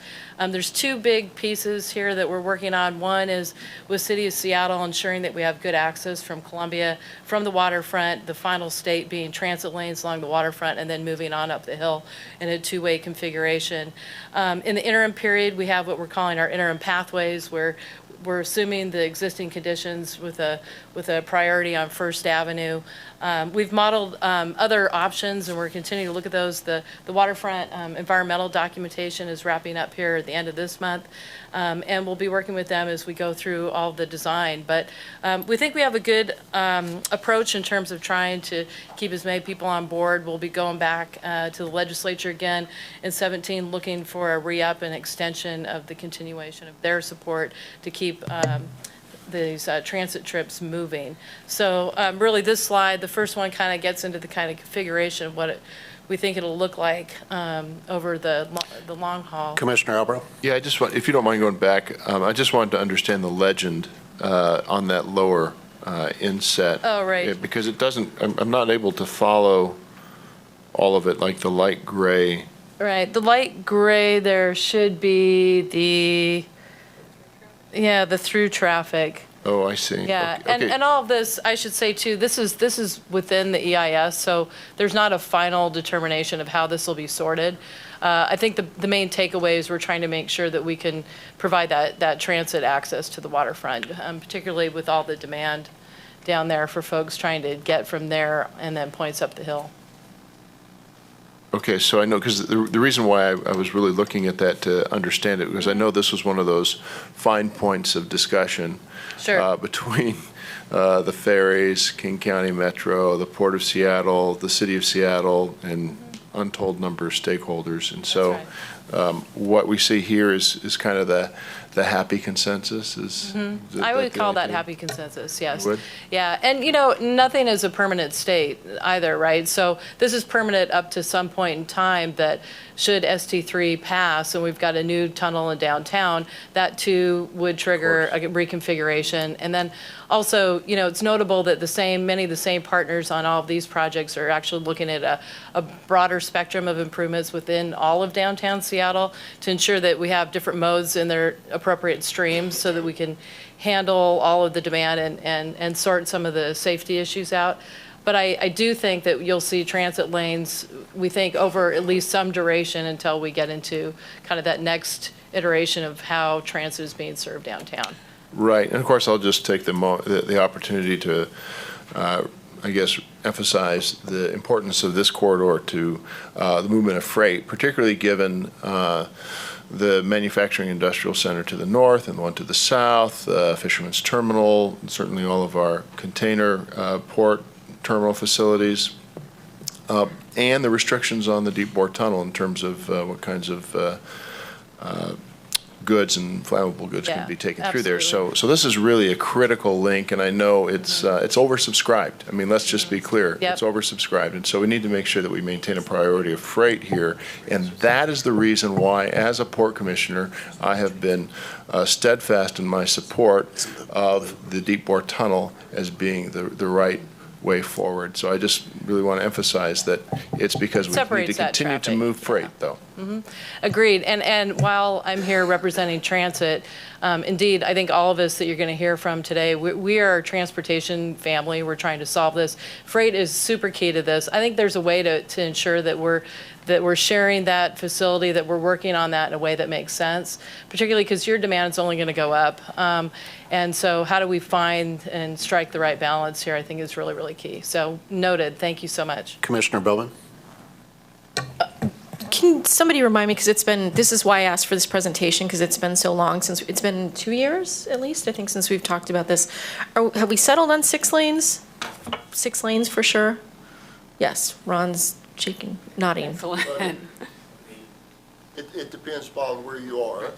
So it's 3 general purpose, both directions. Right. South of Gissler, and then Marshall will get into the entire. We're about to discuss. Okay, thank you. That's the part I'm waiting for. All right, thanks. Yes, and it is consistent with the agreement we put forward. But forgive me, I'm sorry, I know this is where Commissioner Albrecht started. This legend again, help me here. What's gray? Just- Okay, so from the top, the ferry, where it says that's the light blue or the gray that you're referring to, that would be the third color down. So you've got red. I've got general Oh, purpose, sorry, right, general purpose, then I've got 2 thin gray lines, which are what? I don't know Okay. what those between the red and the green are. Do you know, Terry? Yes, so the red is actually the transit-only lane with right turns available. The gray is the through traffic. And then looking in. There's a ferry only. Yes, the ferry. Is it only magenta? lanes are the Is blue. transit- These 2 northbound queue into the Coleman Ferry Dock represent the blue lines. And then again, you have the 2 general purpose through lanes and the transit lane on the outside. You're saying general purpose tree lanes? Through. True. Yeah. Through, I'm sorry, forgive me, Jerry. Got it.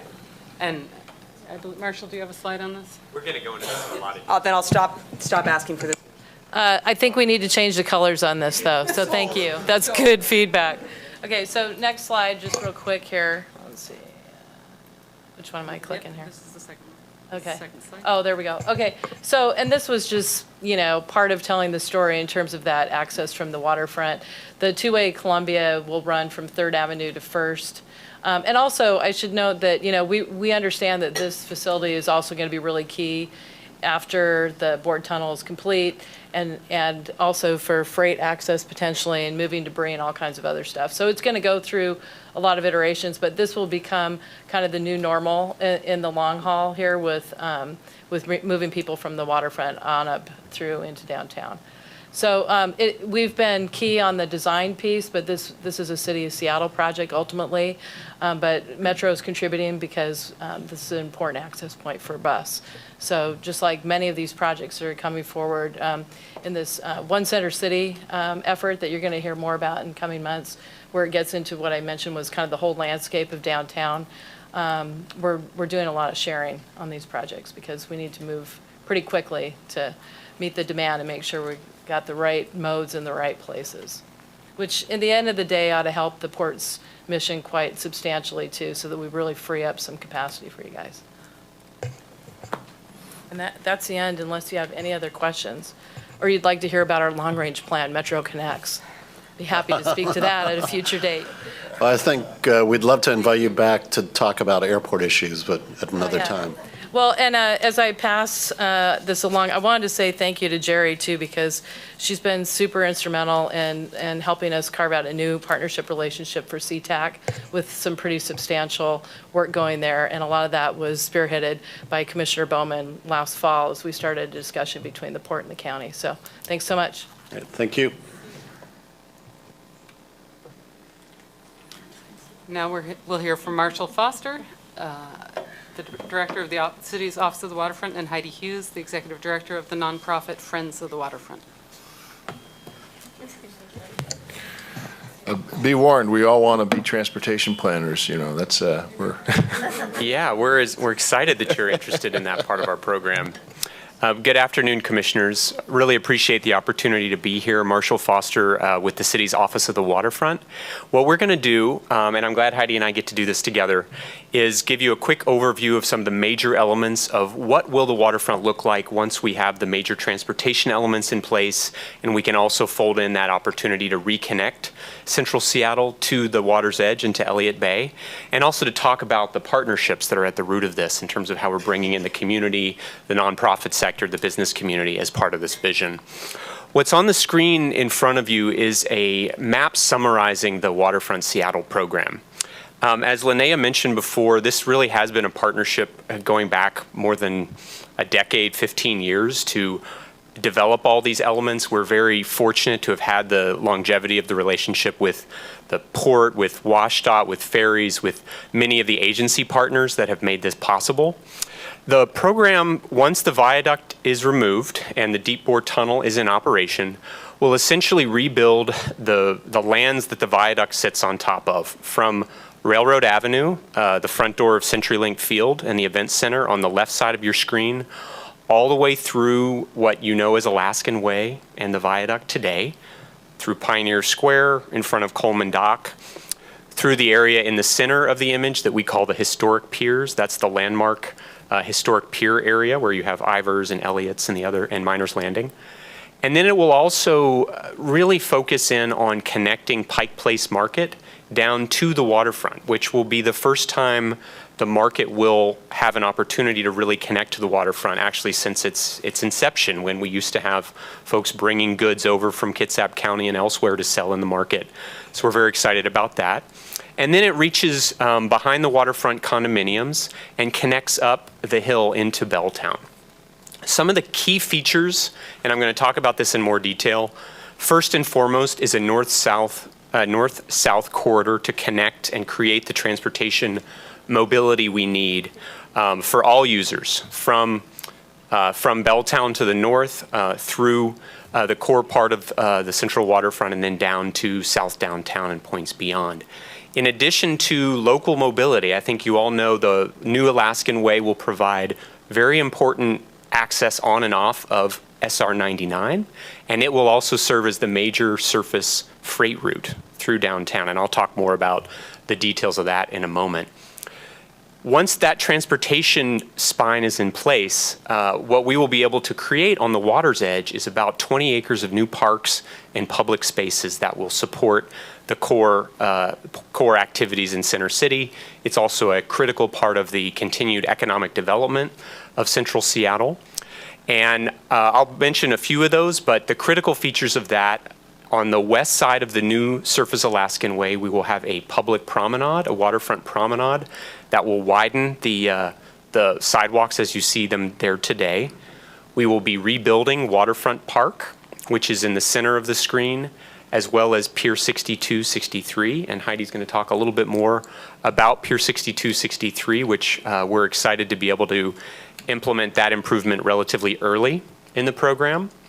And then we will also be building a new connection from Pike Place Market to the waterfront, spanning over the roadway to create an elevated park that separates pedestrian traffic from the roadway, not unlike what you've probably seen at the Olympic Sculpture Park and other places.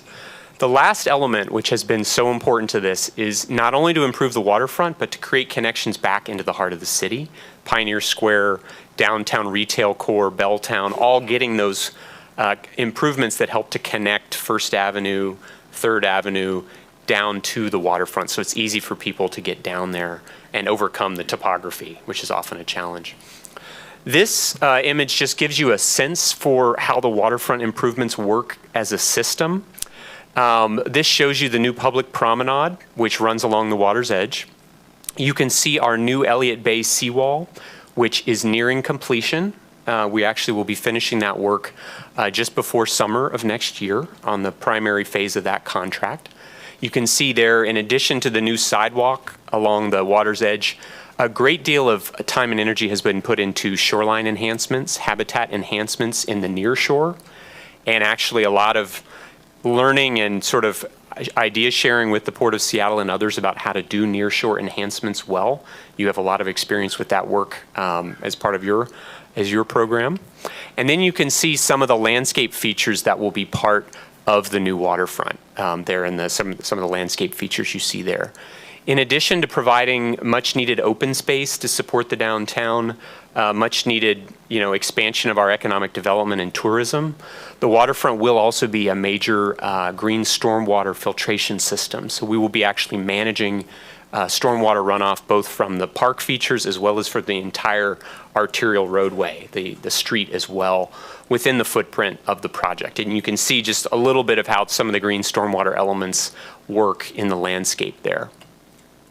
This is the new Elliott Bay seawall. If you were to walk along that sidewalk, this is actually what it looks like underneath. This is a juvenile salmon migration corridor.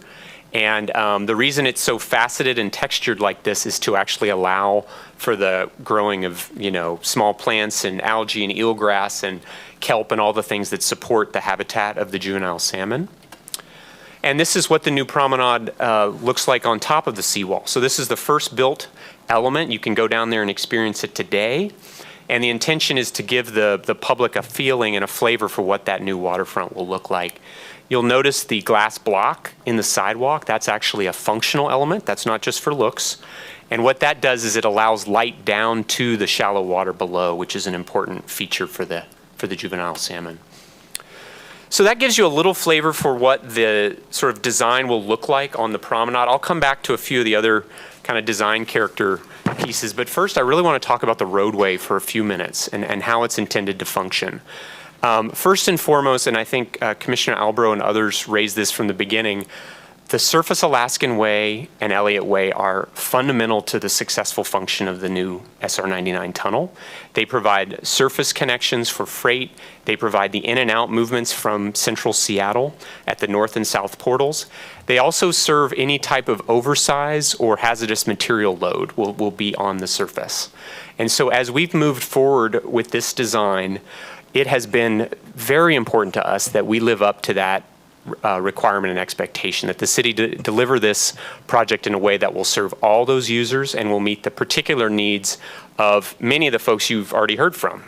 Coleman Dock, ferry functions, freight is a critical through connection, the transit movements that have to be accommodated here. It is not an easy design problem to fit all those things into one surface road, but we think we are narrowing in on a successful way to do that. And Marshall, if I could just really commend the city on the way you've gone about doing the seawall replacement project. I mean, it has been major disruption, no doubt about it, but it's been really neat how the city has worked with those businesses, really turned the project almost into a tourist site, at least for maritime and engineering geeks. But it's been really neat to see and walk by. Well, thank you for that. I'll share that with the team. It's actually been remarkable. We've seen a lot of uptick in visitation to some of the institutions like the aquarium during construction, which was a very good thing to see. It's a nice surprise to have. So we hope to take a lot of what we learned from the seawall construction and carry it into the waterfront work.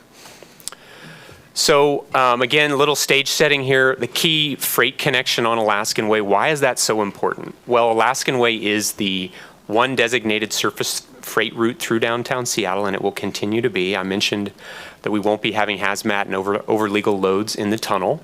And it supports the larger landscape. SR 99 tunnel, 519, it's a critical part of the connection over to I-5 from the Mercer corridor, Spokane Viaduct, and other streets. So we really look at this whole downtown street system as a system, and the new surface street has to play a critical role in that. This is a detail of how the street will function in the future. And so why is this so colorful? Well, let me walk you through the colors here. First and foremost, you see there the general purpose traffic in light blue. We need a continuous general purpose traffic movement, which will include freight, local deliveries, general, traffic movements through the corridor from the south to the north end continuously. That will be 2 lanes in each direction, which has been a long-standing commitment between the state, the city, and the port to deliver that through capacity in the corridor. And you can see that running throughout. It also does provide a lot of east-west movements in and out of the downtown street grid. You can see some of those in the central area, if I can point here. Here. And then on the south end, you'll notice the street really works hard. There are a lot of different functions happening in a tight area. So you see, for example, in yellow are the same routes that Kim Becklin showed you from King County Metro, that dedicated transit movement in and out of downtown, 600 buses an hour, 23,000 riders, 600 buses a day. Important correction there. I hope pick your jaw up off the floor. A day, and about 23,000 riders a day using that corridor. Instead of using the viaduct, which they use today, they'll be using the surface street and coming up Columbia Street to get to 3rd Avenue. We decided to put those in a dedicated transit pathway, not only for the transit functionality, but also to avoid conflicts with other users, and that includes freight. The other thing which you'll see here are the dark green lines. Those are the ferry queuing movements to and from Coleman Dock, and that's been a very important part of the street. That allows us to store cars as necessary, especially at peak times. Think summer weekends, Friday, 5 o'clock, when people are trying to get to and from the Bremerton and Bainbridge ferries. So we've really worked carefully with the WashDOT and ferries team to make sure we're accommodating the necessary dedicated lanes for those movements. And then the other decision that we made jointly was to put the north-south bicycle movements in a separate dedicated cycle facility. So it will not be in the street cross-section. And that allows us, again, this is all about giving people what they need and avoiding conflicts in the design and accommodating all these users at the same time. You can see here all the different facets of what we're trying to make work. I don't want to pretend this has been without controversy. I think one of the biggest challenges that we work through is, what does this mean for pedestrian crossing distances? In the core part of the waterfront, we typically have a 4 to 5 lane section for about 2/3 of that distance I showed you, kind of in this area. That part works well. We continue to have concerns in Pioneer Square that we are working through about the width here. And so when you add up those through lanes, the ferry queuing, the dedicated transit, we get up to 7 to 8 lanes in some parts of the section. I do want to be clear. The city is issuing its final environmental impact statement later this month. We do intend to carry that forward as our preferred alternative as part of that, is to have the full cross-section. We did look at other cross-sections that considered a more narrow width, but to ensure all the modes were well accommodated, we do want to see the full cross-section. Marshall, thank you. And before you go on from this slide, so that area on the north part of the waterfront where the main arterial goes behind the condominiums, and then along the water, we have Alaska Way, I guess, continuing in a calmer state, more local traffic flows. Yes, thank you. I almost skipped over the north end. There's so much to talk about on the south end. As the Alaskan Way moves north, right here where it passes Pine Street, it goes behind the waterfront condominiums. It actually changes name right there. It becomes Elliott Way. Okay. And this is a new road that doesn't exist today. It actually becomes elevated, and a bridge crosses over the BNSF rail tracks, provides us a grade separated crossing of the BNSF tracks.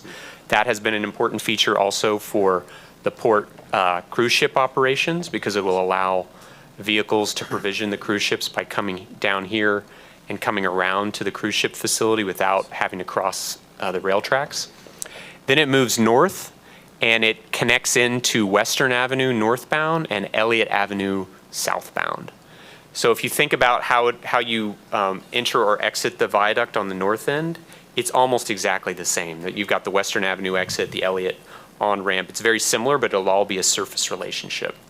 These will all be... Well, that will be a huge benefit to Pier 69 employees getting to and from while dealing with the ongoing railroads. Wherever we can, we're trying to sort of reknit together the street grid. and make those same connections, but at a surface level. So it's just much easier. These will all be regular street intersections. They'll all be signalized. They'll all have crosswalks. So, again, it's going to be a hardworking street. It's going to feel, I think, in scale, not unlike Mercer, if you've been on Mercer Corridor in South Lake Union, and on the south end. And then it'll be a little narrower, more like First Avenue as you move through the north end of the project. In terms of the traffic volumes we expect, typically about 35,000 a day on the south end, 20 to 25,000 as you move through the middle central area, and then as you get north of there, it drops down to 10 to 12,000 vehicles a day. And so then on that portion of Alaskan Way where the new Elliott Way, they fork, right in front of right here, yeah, Bell Harbor and our cruise terminal. What kind of flows will we get there, and then what happens to the bike corridor along that stretch? Does that continue along the waterfront? The volumes of traffic, once we have the new roadway going behind the waterfront condominiums, the traffic volume, I'm not speaking to loading to freight vehicles, but just to in regular general, cars, it essentially drops in half. So Because folks who are using Alaskan Way up here to get through, up to Broad, don't need to do that anymore. You're going to have a much better connection here. So that's a benefit, clearly, to Northern Alaskan Way. And then the bike connection is all on the water side. It's all on the west side, up through, this is Pier 62, 63. And then just north of Pier 62, 63, there'll be a flashing crossing where bikes will come back to the existing alignment for bikes, which is on the east side. And that actually will tie in nicely with some of the short-term improvements that the port is planning to help improve cruise ship provisioning up on the north end there. Thank you. I have a somewhat related question. I understand that the tunnel does not allow for hazmat, flammable cargo, but the rail tunnel does, right? And which is much older and less capable. Why is that? So I'm going to look to my capable friends at WashDOT in terms of why the tunnel has the sort of one has the restriction, but the other one doesn't, and I'm not sure. I know safety is the fundamental issue. Hazmat's in the tunnel.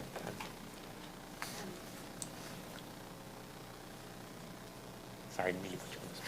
I mean, I'm really not questioning the hazmat not being precluded from the tunnel. I just don't understand how it can be allowed in the rail tunnel. I'm just saying, are they not the same rules? I mean, isn't one under a city more, risky than one that's sort of in the waterfront in terms of the amount of people you can kill? This is a topic that I'm really not prepared to get into, the issues between the policies around freight movement and transportation. I can speak to our concerns about hazardous materials in tunnels and disruption if it could cause. As far as the rail system, I am not the best party here to talk about that. Hazardous materials not allowed currently on the viaduct, is my understanding? I mean, it wouldn't be a change in policy from the viaduct, from what I understand. I'm sorry. Restricting hazmat material or hazardous material in the tunnel, I understand that, but I thought also that was restricted on the viaduct currently. Hazmat. I don't know if hazmat materials are, we are very prescriptive about where trucks can drive on the viaduct, but I don't believe that we restrict what is hauled on the viaduct at this moment in time. It serves all sorts of general purpose traffic, as will the tunnel. So I do not believe that we restrict that. I think one of us can jump in here and say that there's a restriction on what's allowed through the Battery Street Tunnel, and that may be what you've heard our friend Warren Ackervick speak about. Yeah, exactly, Warren. So the last thing I wanted to touch on is time frame on these improvements, and that came up as a question prior. The waterfront program will essentially, with a few exceptions, and Heidi's going to talk about an important early win that we will have, will be delivered once the once the viaduct demolition is complete. So we are anticipating the fourth quarter of 2019 is when the majority of our construction will commence in earnest. Some work will happen early. We do plan to do an early works package that will deal with things like utility relocations and some other issues that are really best served by being done before the viaduct comes down. But in general, we will start in fourth quarter 19. The first piece of the roadway to open will be Alaskan Way, and we see that opening in the third quarter of 2021. And Elliott Way, which will complete the whole continuous through movement in the early part of 2022. There will be other elements of the park features, the promenade, which will follow that. But in terms of the through capacity, essentially early 2022 is when we see that open to the public. So I just want to show you a few more snippets. This is what that south end roadway looks like. You can see some of the different functions in there. This is at Washington Street. You see the historic boat landing, which is going to be rebuilt as part of the program. You see the way we're managing the through movement and also making sure we have a good, safe pedestrian connection. This is an image at University Street showing you the through movement and how that will work, as well as you can see some of the promenade features out here. This is an image in Pioneer Square. One of the ways we're helping to address the street width is to provide generous sidewalks on the historic district side of the street as well as on the waterfront. So this gives you a sense of scale. Obviously an emphasis on the landscape plantings in that area.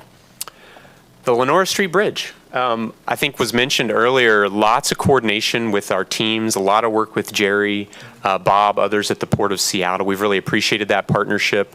We will be retrofitting the Lenora Street Bridge as part of this project so that it can tie in successfully to the new roadway once it's built. And we'll be making actually some upgrades to the existing structure in terms of seismic and the rest. But ultimately ensuring that you've got this really nice connection for the cruise ship functions. And then this shows you an image that's been really important to a lot of people.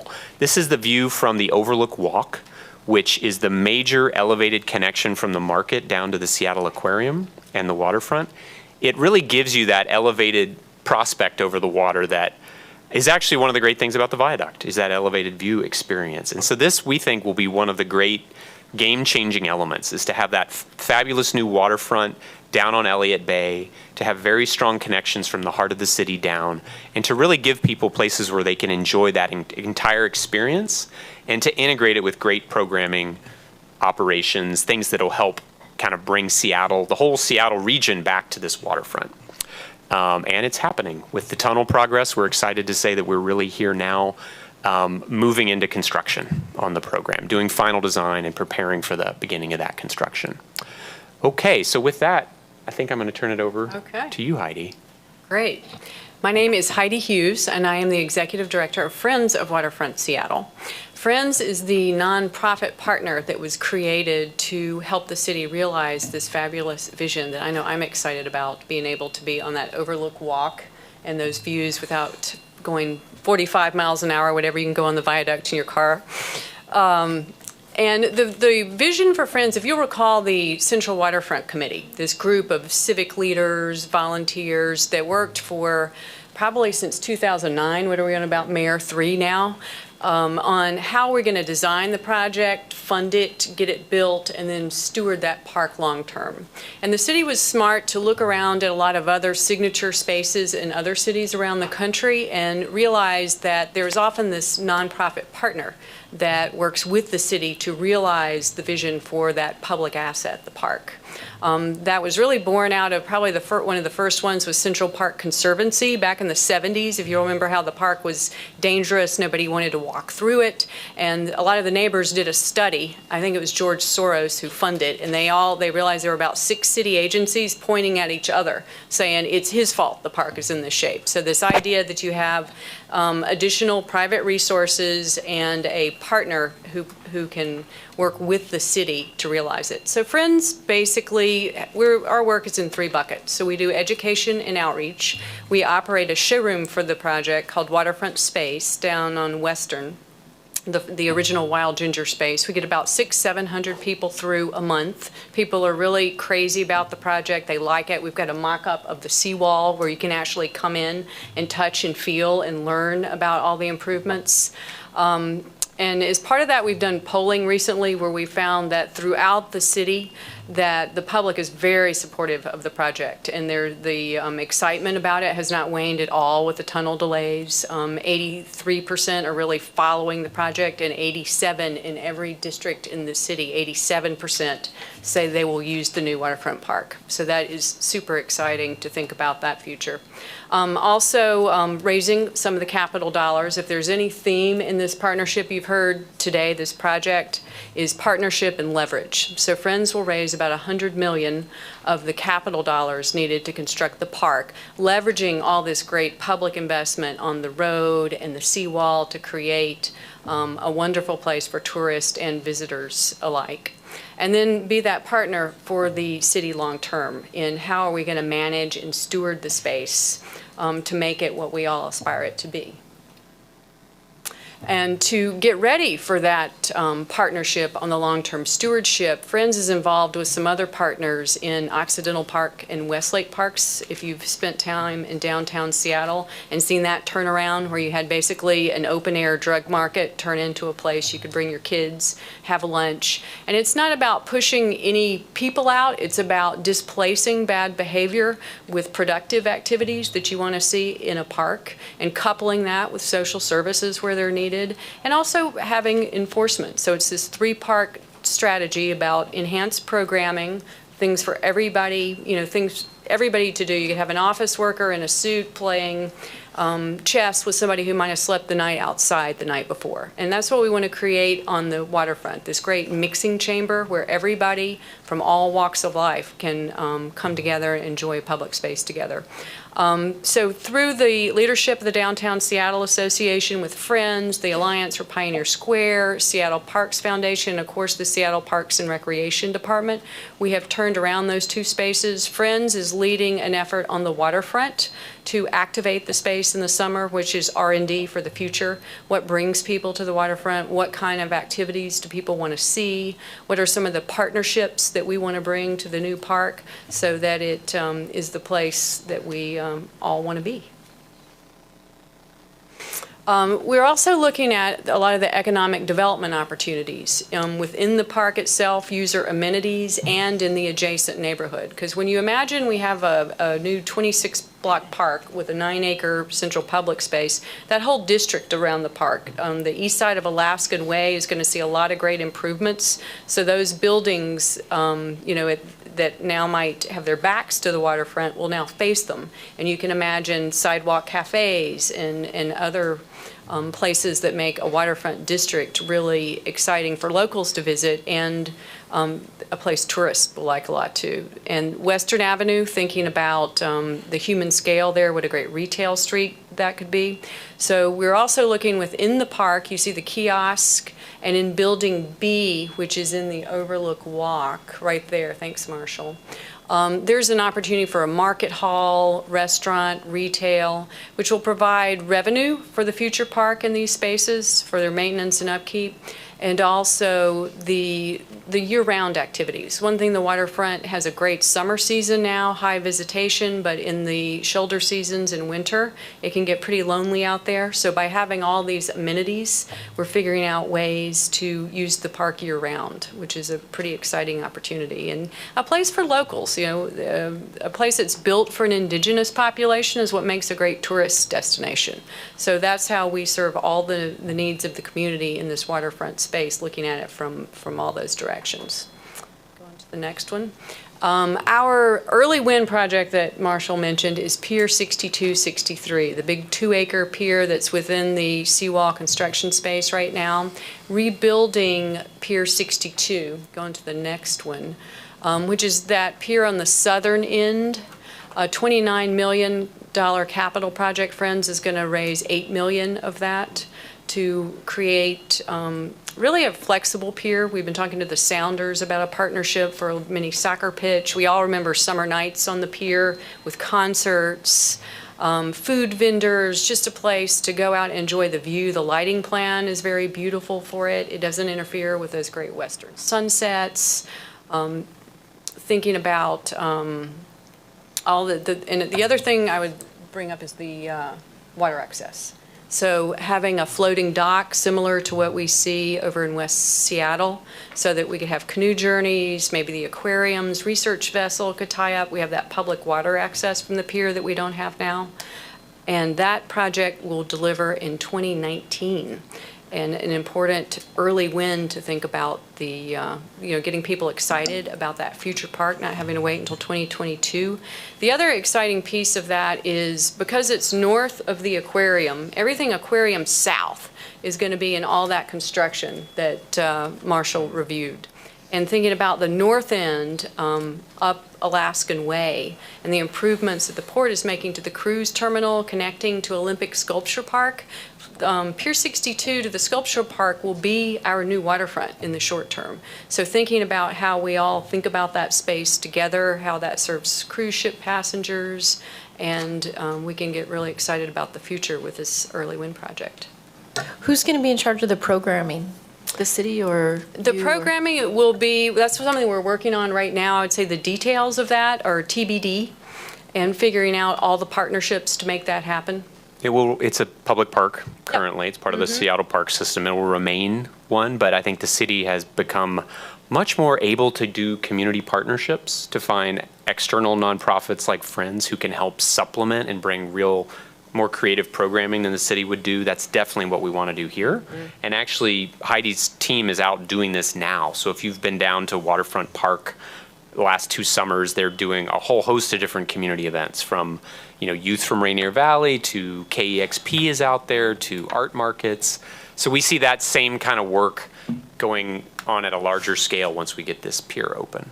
And definitely bringing back concerts. Oh yeah, music is huge. And having KEXP out there for our kickoff on July 2nd and just the throngs of people and people seeing the waterfront in new eyes for the first time was just awesome. We had 206 Zulu, which is a group. Actually, they're in all Seattle parks now because we brought them to the waterfront. So they're lower socioeconomic communities who teach values and through basically hip hop. So they have hip hop dance contest, and through the pilot program we had in the waterfront, they're now in about 3 other Seattle parks because they thought, what a great idea. We never thought about programming in Seattle parks. So it's really awesome to see the community coming out in that real open and free, and it's all open and free to the public. The idea is you can come to the waterfront, have something to do with your family, and not have to spend $1. So the concerts on the pier in the past was great, and there will be some ticketed events when we have 26 blocks, but the vision is that free, open to the public, something for everybody. So can I ask a question there? So is that just day moorage for Short stay moorage. All right, so and is that going to be at all attended to? I mean, is that a... We'll need somebody to run it. Maybe you know somebody. Well, the port runs 3 marinas right now. I'm not sure how much we're... Partnerships. And then I'm seeing, be a great place for a little pump out. Yeah. The aquatic habitat, could you explain what that is? And also, I've become keenly aware of impacts of artificial night lighting. It's sort of like a growing issue in the fish world. And so when you talk about the lighting display, I mean, the barn doors that keep the light on the deck and doesn't spill into the water. Because I think what you guys did with the incrustations of the south end where you have the place for critters to grow on the seawall. Obviously, you've taken a lot of considerations there that are very exciting. In fact, I hope you get some UW students to monitor that stuff. They are, as we speak. The salmon are already showing up. It's amazing. 1 million salmon come out of the Duwamish. They can turn right or left. Now they're turning. And the waterfront park, the sculpture garden park, within a year or so of that, herring were spawning there that never were seen before. So this is all very exciting. But so tell me about this aquatic habitat tucked between the aquarium and the dock. So what this is a habitat bench, and it's actually being installed as part of the last phase of the seawall construction. If you've ever been out in that water, it's deep water naturally. What this is doing is raising the sea floor up to a more shallow elevation and creating basically a bench where vegetation can grow. It's just good habitat for juvenile salmon. And then what we're excited to be able to do as part of the pier project is we're going to extend that and put in a light penetrating surface. We're basically going to put in grading along with the seawall glass, the glass blocks that I showed you earlier. So we'll have a much wider zone to get light down to that fish passage as they move through there. So we're able to kind of extend that even further. Very thoughtful, thank you. It's exciting. So I guess this is as good a time as any to ask the question. I'm just curious, given the huge volume of additional park that this is adding, and a current proposal before the city council allowing, I guess, or I said affording more notification to homeless people who encamp in what I think are parks and other places. Would this be one of those areas where they would be permitted to camp? According to the current drafting of the ordinance. Yeah, it's a fluid situation right now. I think what current draft is probably changed since yesterday. But the thinking is that in developed park spaces where people are using them as parks, that would not be areas that would be subject to this litigation, that those would be unsuitable locations under the legislation for camping. Yeah, maintained parks would be excluded. Yeah, now it's another question if you're kind of in a greenway or in an undeveloped park location. That's my understanding as well. Yep, okay. It is very fluid, though. Oh, yes, as we all know. And you have to remember the waterfront has a lot of SDOT right-of-way in addition to park-owned space. So sit-lie would continue to be in place. So that sidewalks would be treated like sidewalks are today. And of course, I think that just as you say, it's fluid, and the definitions of public spaces that would be, where the requirements for more notification is still being defined. But I appreciate your speaking to that. And it's an important, thing to consider about the waterfront because it's always been a place that has had a lot of encampments, low-level street disorder, drug dealing, and we've partnered with the Seattle Police Department to have a law enforcement assisted diversion focus on the waterfront because that's the sort of infrastructure we need for the future. So trained police officers go out and interact with people in the community, and sometimes you might have low-level drug dealing that really is someone who can get into treatment and maybe get on their way to housing. So we've had more referrals in the waterfront area through that program than any other area of the city over the last summer. So we see a lot of strategies like that as being what we want to employ on the waterfront. So we're kind of doing the right thing on all levels.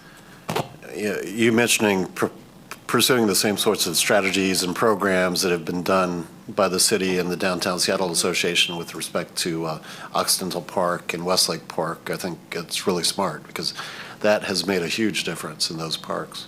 The other thing we have in our favor on this one is that, the city formed the Seattle Parks District. So that's our new taxing authority to support the park system, which included within it a dedicated annual revenue stream of $3.5 million in perpetuity to maintain this waterfront, which really gives us a leg up to ensure we can set a very high bar for the level of maintenance, the quality of maintenance, the quality of programming, establish a good code of conduct that is about inviting everyone, but it's also about establishing what are acceptable behaviors in the waterfront that support locals using this place and also making sure it's a really successful economic development piece with the cruise ship terminal and everything else. That's been such an important piece.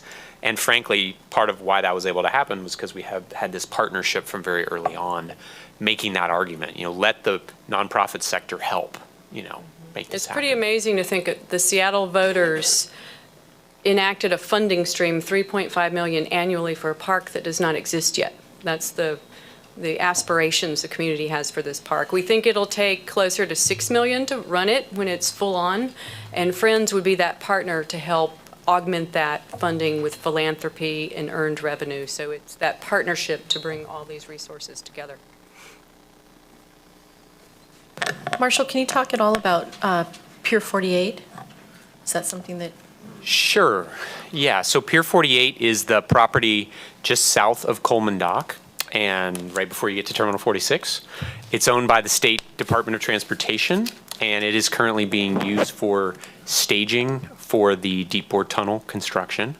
We do anticipate, we would like to use it for staging for the surface street construction. One of the challenges that you have down here is very little space for layout of materials and equipment, and this big heavy civil construction takes a lot of space for that. There has been discussion, I would say it's extremely preliminary, about future visions for that pier. What we know about it is that it could be an opportunity to expand the parks available on the waterfront. We have emphasized in those discussions the importance of preserving the industrial function of Terminal 46. And that's not only in terms of what happens on the pier, but in terms of maritime access and boat access to that pier. That idea is something that's very long-term. It's not part of our current waterfront program. And I think, when I imagine Pier 48, it's a 15 or 20-year conversation, sort of what might happen there. And Marshall, the port originally sold that pier to WashDOT, or to the Washington State Ferries, and they were intending to use the overwater coverage to expand Coleman Dock. And as I understand the current plans, WashDOT does not need that overwater coverage. I believe they're using a portion of it. Oh, okay. Yeah, for the ferry project, for the Coleman Dock project. Yeah. Further comments or questions? Commissioner Fell? I was wondering about T25, the southern extension of Terminal 30, which is another little staging area. It's the furthest southern end of the Is that the very south end of Marginal Way? Yeah. Where we have our boat landing stored, I think? Yeah, I think there's some pipes there and some other stuff. And do you have any idea how long you need that? I might have to get back to you on that. If I'm thinking of the right facility, it's where we have our Washington Street boat landing storage. And we are intending to have that installed, basically back in place the end of next year, early 2018. So that's the time frame that we have. We would like to, we're actually working with our procurement right now for our final design bid build contractor to do that work. And we would like to see it happen potentially earlier, but I would say conservatively early 2018 is when we would have that boat landing back in place and would be off the site. Great, thank you. Thank you all for your partnership. Thank you. Thank you very much. I can close with the last slide if you don't have further questions. I would like to extend thanks again to all who participated today with the opportunity to come together and discuss the tremendous public involvement shaping the waterfront for the next century as we create a more accessible waterfront while respecting the working waterfront that moves our economy. Thank you. All right, and I'd like to thank the city and the state and Waterfront Seattle for really, you mentioned it, being a partner, but really taking our feedback to heart and incorporating it into your plans as you've moved along. It's really great to see. Thank you. Lots more to come, too. Right. See you, Fick. Okay, thank you, Commissioner Creighton. Moving on now to our action agenda. First item today is item 6A. It's the authorization for the Chief Executive Officer to execute contracts, develop design alternatives and documents, conduct environmental reviews, and apply for permits for the modernization of the facade of the Paul Shell Center at Pier 66 and the interior of Bell Harbor International Conference Center for a combined total estimated cost of $2.5 million. Our presenters today are Mike McLaughlin and Susie Archuleta. Commissioners, CEO Fick, good afternoon. That was a great presentation from our partners. Our presentation today is much smaller in comparison, but not less important in the heart of the new waterfront. So joining me today is also Brian Flattery from Columbia Hospitality. We are here today to request approval to move forward with the modernization program for the Paul Shell Center, a port waterfront facility better known as Pier 66, which primarily serves as a cruise passenger terminal May through September and a conference and event center all year long. A little background we'll go into and the modernization program objectives. So again, I want to thank Brian for sticking through the schedule today to join us. Bell Harbor International Conference Center does a great job at Pier 66. And Susie's here filling in for Melinda Miller, who's out on medical. In response to the expressed interest from Port Commissioners and senior management, staff was asked to begin concept development earlier this year for potential improvements to the building's exterior facade. In addition, our economic development team has been working with our Conference and Event Center Management Group on ideas for improvements to the interior space of the conference center. In late August, staff presented a public briefing to Commission on the elements of the modernization program, which includes two primary areas of focus: the overall exterior building facade and the interior space of the Bell Harbor Conference Center. Our request today is for funding approval to commence with design work to support this future modernization of the facility. Staying in step with all that is happening in our fair city requires continued focus on the future. In keeping the port's image along Seattle's vibrant waterfront strong by modernizing the building, while also maintaining the high standard of performance and reputation Pier 66 has earned as a world-class facility serving conferences, events, and cruise lines, this investment will protect jobs and revenue into the future and also creates opportunity for business growth. The project supports the overall mission of the port and continues our tradition of commitment to enhancing Seattle's waterfront. We started out long ago with the Pier 66 development that really started to change the face of the waterfront. This project will also protect existing revenues and can create new revenue over time to reduce levy obligation. The project needs to be sensitive to the community and surroundings through architecture, history, and access. In preparing for the first phase of this program, the design work, our team has identified areas of priority focus for the exterior facade, that being environmental enhancements, which would include bringing more natural light into the building where possible, the possible research of solar potential for installing solar panels on the roof, and landscaping improvements in the public areas. We're looking for efficiency enhancements, including better building identity in the heart of the new waterfront, signage wayfinding that doesn't exist today to bring guests into the facility and leaving the facility, functional enhancements including more canopies to protect the guests and the tourists, better pronounced entrances to the facility, and all working towards improved facility operations, tying the conference center and the cruise terminal space that can be used cohesively in the off-season. And finally, public enhancements to improve the plaza area for public gatherings and visiting tourists. The early process in just coming up with design concepts developed 8 preliminary concept designs, which we evolved to a hybrid design, which has been shared in the briefings. This particular slide is one example of potential exterior improvements that could achieve the program goals of modernizing the facility. And I'd like to turn it over to Susie and Brian at this point for talk about the conference center. I'm Susie Archuleta, the property manager for the Bell Harbor International Conference and Event Center. And I just wanted to give a little bit more background on how this building functions, which is just to restate what you already heard a bit of, that the Conference and Event Center occupies the 3rd floor of the facility, and no cruise passenger is ever on the 3rd floor of the facility. That's strictly Conference and Event Center. The remainder of the building is cruise, and when cruise is not actively using that portion of the building, then it's open and available for conference and event hospitality type use. Columbia Hospitality's role is as our manager. They're currently in the 4th year of their 10-year management contract with the port, and under their management, this facility serves about 85,000 attendees a year. And part of the management agreement provides a capital reserve fund for their use to have emergency repairs or refurbishments, replacements of items in the Conference and Event Center. So why are we requesting modernization? It's because there's increased competition with new construction throughout our region.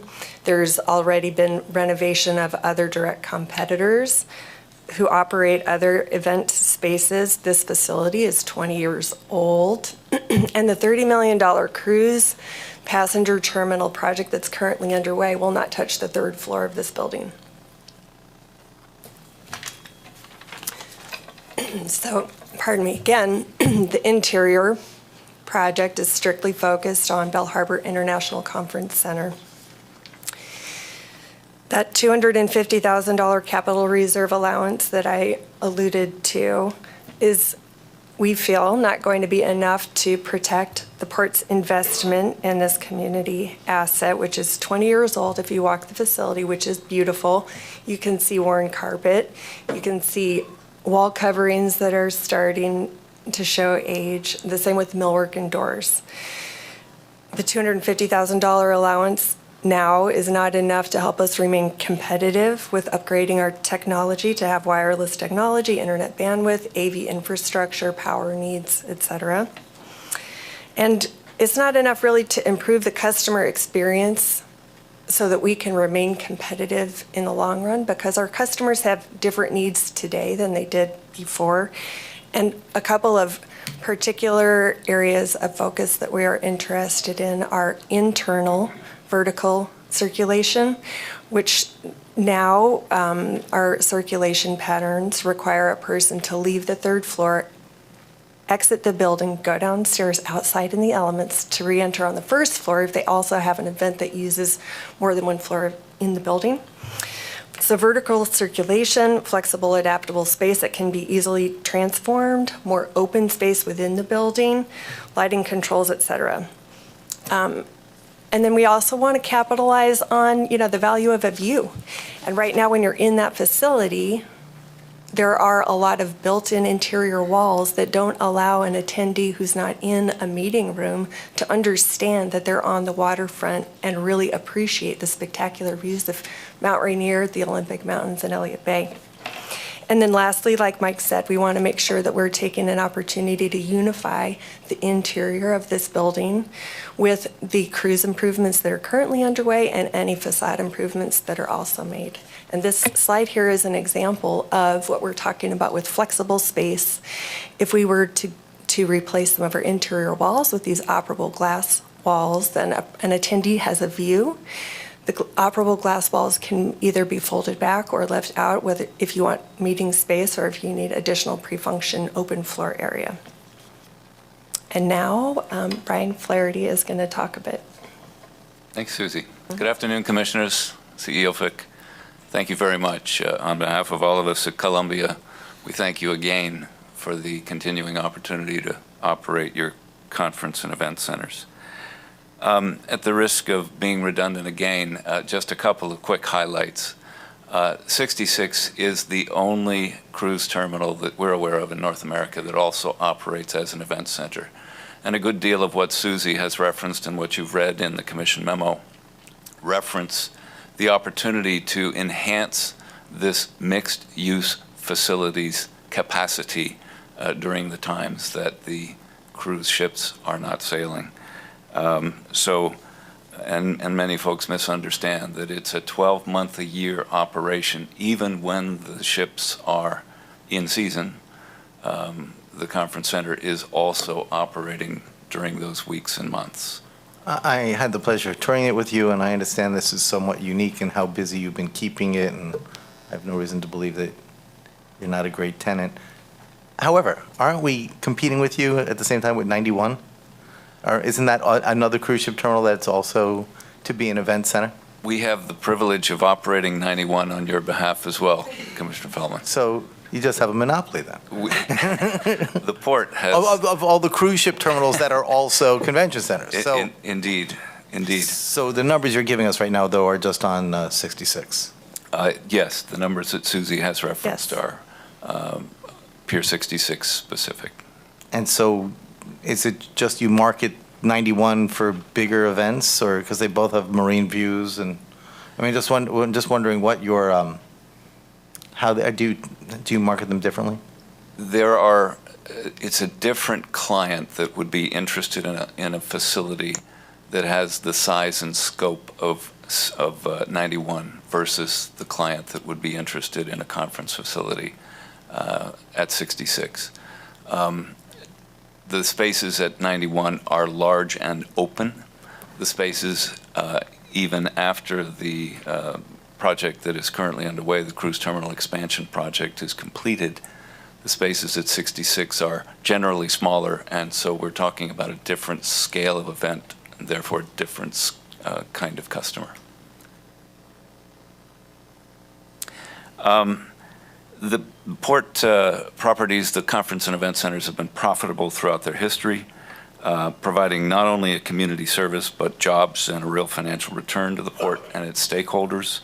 The recommendations that Susie and Mike are referencing would enhance that capacity. Finally, I just want to reiterate the need for modernization. First, an aside, I think the port should take a deep bow.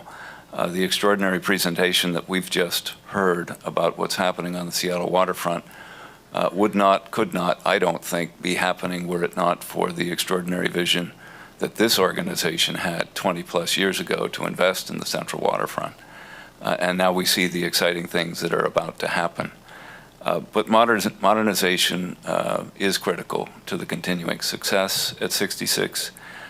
When the building opened, when the conference center was first introduced, it was introduced as state-of-the-art. The building has worked very, very hard for 20 years and done its job, and it's been an extraordinary and iconic asset and remains so today. But it does need modernization in the areas that Susie has referenced: high-level technology and audiovisual infrastructure, more flexible and collaborative event spaces, expanded networking spaces and workstations, and staging areas adjacent to the event stages or spaces, and finally just a fresh and current look to remain competitive. All of these considerations have been detailed in the memo provided to you. We thank you for the opportunity again to continue to operate the facilities and applaud you for the investment you're considering. Thank you. Thanks, Brian. Do you want to finish up on the financials? Yeah, thanks, Brian. So I'll just touch a bit on our financial impact slide here, which is to say that as of today, at 0% design, we're not modeling any financial impact to a facade upgrade.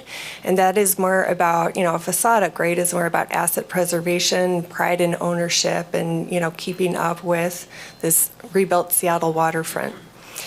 The interior upgrade to the Conference and Event Center, with input from our management team, we basically have a table here that's kind of illustrating opportunity and risk. And so the green bars are indicating the opportunity we have to grow revenues by continuing our investment in the facility. And that would equate to roughly a 5% gross revenue growth that then gets translated into this NOI to the port, which is what the graph is reflecting, versus status quo, no investment, no additional investment other than our $250,000 allowance. And there we see we'll hold our own for a couple of years before we see 2% annual declines. And the assumption there isn't necessarily that volumes will drop off, but that we will have to reduce pricing to retain the volumes that we currently see at this facility. Another thing that this slide doesn't reflect is any assumption about reduction to expenses. So there is potential that we have not attempted to quantify at 0% design, but potential for improved operating efficiencies with LED light conversion, with reduced labor costs by having more strategically placed storage areas for the labor that it takes to flip a building between cruise and events in a 24-hour period, and also digitizing our wayfinding. Right now, somebody runs around and tapes up 26 different pieces of paper to let attendees know to come to their event, and then runs back around and collects 26 pieces of paper when the event's concluded. So none of that is reflected in this table here, which is to say perhaps it could look better at the end of the day. Thanks. So project considerations. For the facade at 0% design today, a program-level budget was established to guide the future design process, and that was established at $13 million. We feel that $13 million investment would maintain the port's reputation of leading positive change on the Seattle waterfront for how the building facade actually appears to the public. Modernization of the world-class facility would also provide the best-in-class service for both cruise passengers utilizing the facility, the public, local citizens, the community, tourists, and obviously the events and conference center attendees, which is 12 months out of the year. And we do feel that it would potentially attract new cruise business. We have several cruise lines we're talking to about the future that would also like to get into the market, and how our facilities appear plays into that decision. Susie wanted to talk about the considerations for the interior upgrades. Well, before you get to the interior, does Sure. that 13 million include solar potential? Yes, it does. Thanks. And again, our interior project, a $7 million cost to achieve additional flexibility and technology upgrades that our customers are looking for today. And one other thing that I hadn't yet touched on is that currently, with the cruise improvements that are cruise passenger terminal improvements that are underway, our conference and event center team has really gotten a great taste of what it takes to operate a facility in the middle of a construction zone. And so I feel like in this next go-around, we'll be well prepared for any potential modernization projects that you approve. And that we really do want to unify the entire building and make these cruise improvements work with everything else inside and outside, and continue our stewardship of this public asset. So the key feedback received so far recognizes that the project will support the port's overall mission. As improvements are identified through the design process, the project will look for opportunities to also enhance the environmental footprint of the facility with potential solar power generation and LED lighting upgrades for the exterior. The positive impact this project has on Seattle's waterfront, both economically and architecturally, cannot be overstated, and it's a community asset that deserves ongoing attention and support. So the next steps following today's approval to move forward would be to procure the design services, perform design, permitting, and environmental review for the entire program, engage the stakeholders, community throughout the design process, which include several public meetings and engagement with the Seattle Design Committee in regards to how we would want to change the building, and then return to the commission at some point in the process with updates and come back for construction funding once the design is developed. So in closing, I just want to point out again, some of this is repetitive, but this project truly does support the Century Agenda strategy of advancing this region as a leading tourism destination and business gateway by providing the much-needed improvements to the Paul Shell Center at Pier 66. To preserve the established success of the Conference and Event Center, significant interior improvements of this 20-year-old plus facility are now required. This interior modernization supports continued long-term growth of the hospitality component of the facility, combined with the cruise passenger terminal expansion project currently underway. The proposed interior enhancements for the Conference Center will complete the interior refresh of the building. The exterior facade modernization ensures the building remains attractive, enhances the public areas, and makes sure that they are inviting and efficient, plus exterior finishes that address ongoing maintenance, architectural elements that connect well with the interior, and that the entire facility has a cohesive design.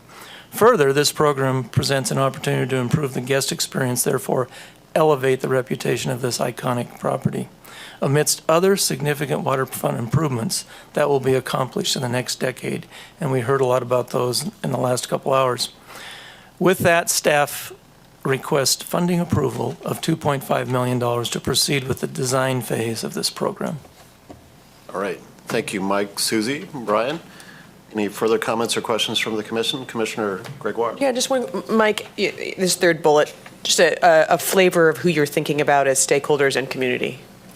Well, obviously the business community in the general area, the residential community. We need to engage all stakeholders that are supportive of both the conference center business and the cruise activity. So it's a pretty broad group.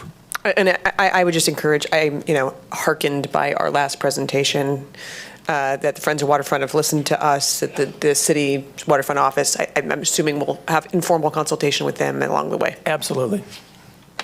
Commissioner Albro. So, yeah, that's where I was going. So first off, I want to acknowledge the work that was done to show the NOI on the update of the facility. So thank you very much. And for what it's worth, I actually think the NPV is higher than what's shown for the reasons you described, but also because the discount rate's too high. We shouldn't use 7%. We ought to just use our cost of funds. But, so I'm comfortable that is a prudent and wise thing for us to do. And I do recognize that there's opportunity to improve the facade. I guess what I wanted to find out, or I'll just advocate for, I think that we need to decouple these projects. I don't think that we need one design firm, and the reason for that is there's no question we need to move forward with the interior improvements, and those are going to march along at their own path, at their own pace. I think to make the exterior improvements actually perform the way that we've described, there's a lot more engagement with the waterfront group. If you turn to page 4 of the PowerPoint, 3 and 4 of the PowerPoint presentation, I can better illustrate my point. If you can roll back there, that would be great. On the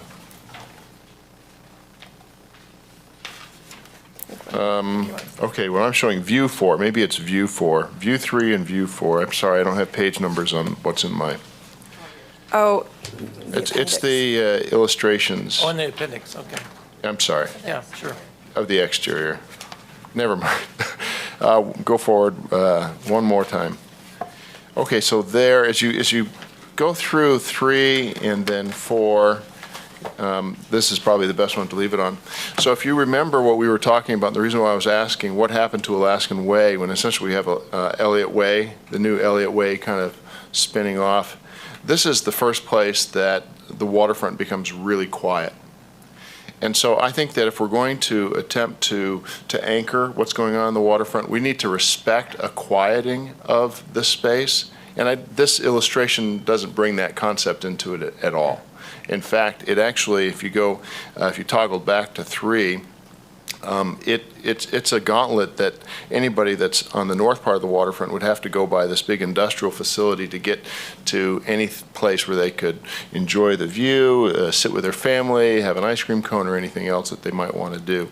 And I think this becomes an opportunity for us to essentially introduce whoever's on the waterfront to what goes on to the north. And we know that it's a long walk. We walk this all the time, and actually invite them to continue on to Sculpture Park. So I would just say that if we go forward, which I'm presuming we will, we should decouple the design effort and really focus on this for what it is, because it's not really tied to the conference center per se. It's really tied to what's going on the waterfront. And by the way, we have until 2022 until that project's envisioned to be completely done. So let's do this right to kind of honor, I think, what those who envisioned it have accomplished. And you were right, Brian. I mean, we're humbled that they did what they did, because Seattle wouldn't be doing all that it's doing on the waterfront if not for this. So this is a way for us to really respect the thoughtfulness that preceded us, frankly. All right. Commissioner Gregoire. Sorry, I need your help to tease out what you meant by quiet. Help me. Keep going. Okay, so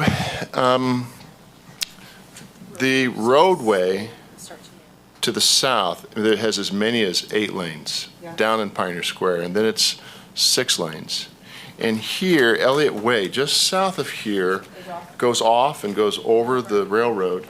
And so this is really local access and distribution. It's not the way people will transit the waterfront. And except for, well, right, cruise ships will be there and there will be access for that. So I'm just saying that it becomes an opportunity then to create a northern place on the waterfront where people can really sit and enjoy what they're experiencing. And if you were at Sculpture Park and you're coming south, it would invite you to continue south, and you should be able to enjoy the north part. There's some great design opportunities. So quieting, you mean more space to enjoy the waterfront here? To sit and loiter. That's okay. I'm sorry. That's what I mean. Yeah. Okay. Right, and as opposed to it being, like the the airport terminal where people are going to get on and off, and that's its whole function. We're trying to do multiple things with this multi-purpose building. So that's what I'm suggesting, and that's why I'm saying, well, let's decouple the design effort, move forward on both, and just let them take their own natural course. So can I just flush out, because I was trying to get, but if it's helpful, the purpose of the exterior renovation, if that makes sense, is both to make the facility inviting for our cruise passengers, but it's also to integrate into the waterfront access through the linkage on the whole effort. That's what you're saying, right? That's what And I'm so saying. I go back to the origin here, which I still appreciate. It was intended to look industrial, right? And so we're going to have to ask kind of a tall order, which is, what does that look like in an exterior renovation?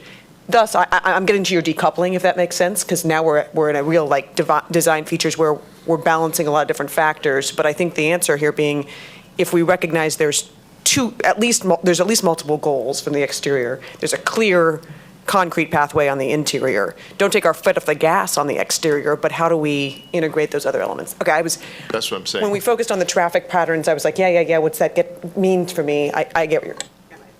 Commissioner Bowman? First.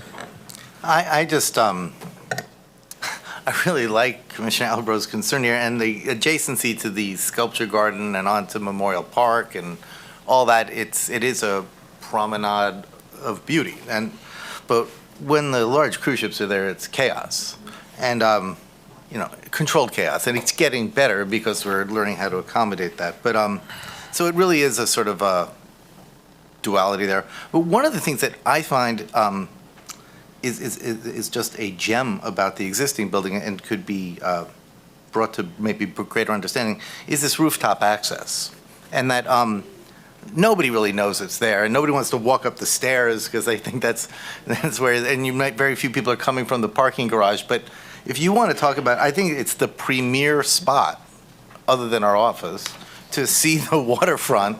It's like the one real perk, right? And so the fact is that, and this is going to be preserved now, even when cruise ships are in, right? Which previously the security would preclude that ability. So that's, in terms of like connection to the waterfront, I don't know another place. I mean, maybe when they redo the pier down south.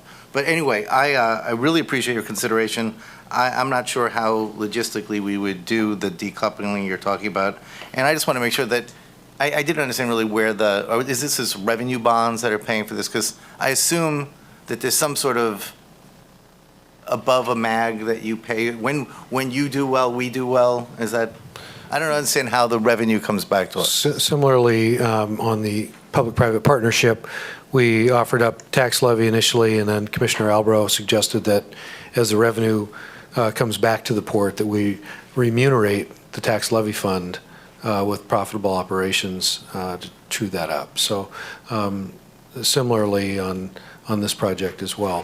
What we're trying to do here is, Commissioner Fellman, is exactly what you mentioned, is, open up that rooftop viewing area as a public place to be. We will be reversing the entrance level for the cruise terminal to the South Plaza between Anthony's and what used to be the exhibit hall there as a collection plaza area for you to enter the facility, and then the bus area, which will remain canopied for leaving the cruise terminal. And we're trying to get on this. We're trying to get after this, and that's why we're combining the two projects. While you could decouple them and separate them, there's work that needs to be done both inside and outside, and wanting to just get moving forward with speed to improve our capacity.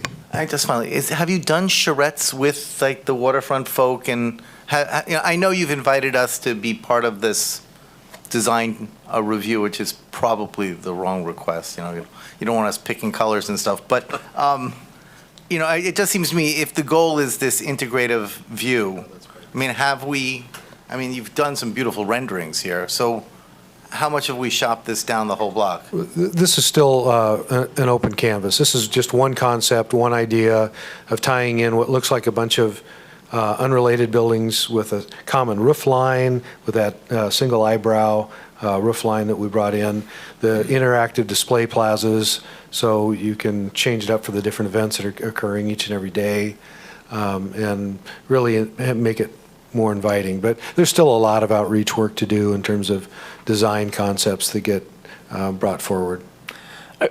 I'd like to comment. I really appreciate the responses here from today's presentation. All of your comments are spot on.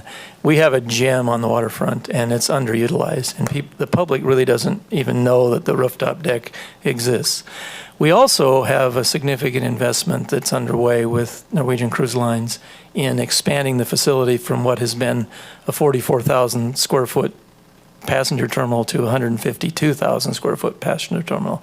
And so as they bring new hardware, larger ships to this market, the idea of keeping it quiet is really not achievable on a cruise day. But all being said, in addition to expansion opportunities, the conference center will also enjoy the benefit of that expanded space, repurposing what used to be offices, repurposing what used to be our former maritime museum, and bringing a new level of performance to the entire facility for the two primary business sectors that the building serves, in addition to be something that the port is very proud of on the waterfront.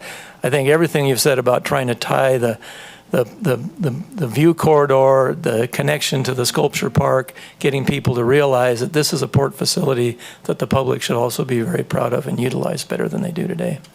Right, and so the reason why I was describing it as a decoupling is because I think the design efforts are different. I think the interior design in the memo, it requests or identifies $900,000 for interior design and the remainder of the $2.5 million request for the exterior. I don't think we should delay in any way on either one, but I think that the amount of work that's going to go into a meaningful integration with what's going on the waterfront and accomplishing all those other things that we've described, we shouldn't shortchange that because these kinds of opportunities only come along so often. And frankly, in terms of the dollar amount, I don't want to be penny wise and pound foolish. So if it takes more money for us to really accomplish what we want to with this facility as it relates to what's going on in Alaskan Way, I want to be able to see those ideas. And at the same time, I recognize this is something that will take some time to figure out all the other things that are going on in Alaska Way, because this is going to be informed by all of that too. Plus, 20 years from now, you want a commission memo to read, in 2016, a visionary port commission. Nice touch. And that's, actually, thank you, Commissioner Gregoire. That's what I was about to say. Well, no. Actually. But I mean, thank you to staff, Ted, and you, Mike, and your staff for coming forward with some really interesting ideas. That what I'm most concerned about is that we further Mayor Paul Schell's vision of the central waterfront, and I think there's a lot of great ideas that have been sort of floated in this effort. So, thank you for all the work that's taken to get us to this point. Do I have a motion to move forward? Can I say something before we? Yes, Commissioner Bowman, you may. That's okay. Sorry, I didn't want to jump in, but I did want to say, first of all, same thing, thank you to staff, because we had a long conversation. It was just a little about a year ago at what's the cruise ship conference? Yeah, back in March. Back in March. Yeah. Gosh, it was only that, yeah.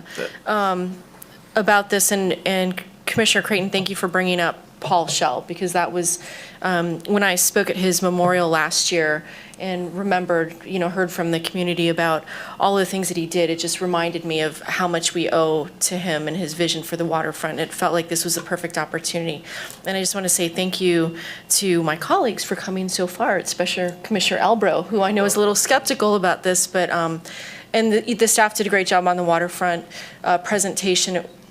At the end of the day, I think we're starting to get a feel for the big changes on the waterfront and how we want to be part of that. I would support your idea of decoupling, because I really do think they're separate. I mean, they're related, but they are very different design concepts. And I would hope that we would take this opportunity as well to highlight this facility and its role in the Alaska cruise business. And I'd love to see more of that, highlighting the Alaska and the Pacific Northwest on the facade, not necessarily in the conference center, but on the facade. The one thing that we didn't get a chance to talk about in the presentation day on the waterfront was the extension of Pike Place Market. And it's so close to this that I feel like that really needs to be part of the exterior facade work. So I would support decoupling it as well. So staff looked at the approach in several different ways, and I think Ralph wants to make a few comments about the challenges of breaking apart a project of this significance. Right. So Ralph Graves, Capital Development Director. So we definitely, as we were thinking about how we were going to acquire this work, had a lot of debates about the relationship between the designs and the sequencing of getting this work done. And what we concluded was that if you were going to do this at the same time, then you wanted to have one general contractor to do it all. You didn't want to have one guy on the inside and one guy on the outside. The conflicts and the challenges of that would be very difficult to handle. Furthermore, you wanted to coordinate the design, although they are somewhat separate efforts. It would be good to have one design team, albeit perhaps an interior conference center specialist focusing on the interior work and somebody different focusing on the exterior work. So our current plan is to go out with your authorization to hire a design team that can approach this entire effort comprehensively, and then to just see how it happens. And if, as may be the case, the interior advances more quickly, then, and the exterior needs more time, either for purposes of coordination with the rest of what's going on in the waterfront or whatever, then at that point, we might, for the purposes of construction, decouple the two, award and complete the interior work, and then follow it with the exterior work. But right now, we want to keep our options open, get a design team that can look at the whole thing or look at one part or another part and put us in good position to build it in the sequence that makes the most sense, perhaps at once, perhaps one first and the other after. You know, form and function is always like in architecture, right? Is ideally the inside and the outside will read together, but there's already construction going on interiorly, right? We've opened up the Odyssey Museum, right? There's significant work currently occurring. So that progress is occurring, but it seems to me that to address the concerns that were raised on that end of the table is like, I think a requirement of the contract should be a integration with the waterfront, a full, consultation and, that publicly, this is the front end of the waterfront. So, I mean, everybody has their own design opinions or, whatever. And this sort of looked a little to me like the aquarium because they have that long, window across the way. But, it just seems to me that arriving at the final design shouldn't be just our exclusive purview. I mean, I think we would be better informed by these people that have been thinking about it even longer than we have, Yes, certainly. We're in full agreement. And not only should we do that, but we're going to have to in order to get the permits from the various authorities. So we certainly support that idea completely and recognize how important it is. So I guess I appreciate, Ralph, that there's inefficiency associated with decoupling design when you consider the dollars and schedule, perhaps. But I think there's maximum efficacy in terms of actually being able to have the public space serve the optimal public role to pursue a path that really kind of invites the engagement of the public. You think of why we're doing each of these things, right? So we have commercial interests in our conference center, and we need to invest in that so we can maintain a rate of, its presence in the marketplace, and we're going to get a rate of return on our investment. So we're doing that for our commercial purposes. We're doing the same thing in terms of the $15 million that we're putting in along with Norwegian Cruise Line's $15 million on the cruise facilities. Now we've added on another layer, and to Commissioner Bowman's credit, she's pointed out that this is an opportunity, and we've been, we had a lot to do, the port as an entity, with even creating the atmosphere for the waterfront redevelopment. So if you have the same design team that's thinking very commercially, move from the inside to the outside, I don't believe that they're going to engage in the public conversations and the give and take with waterfront folks and other people in this commission and how we want to see this facility served. In this case, it's actually a public corridor. and manage to move all the people through and at the same time. I do think it is a quiet space. Maybe this walkway is going to be busy at times, but the truth of the matter, that roadway is much quieter than what you're going to encounter just a half block further south.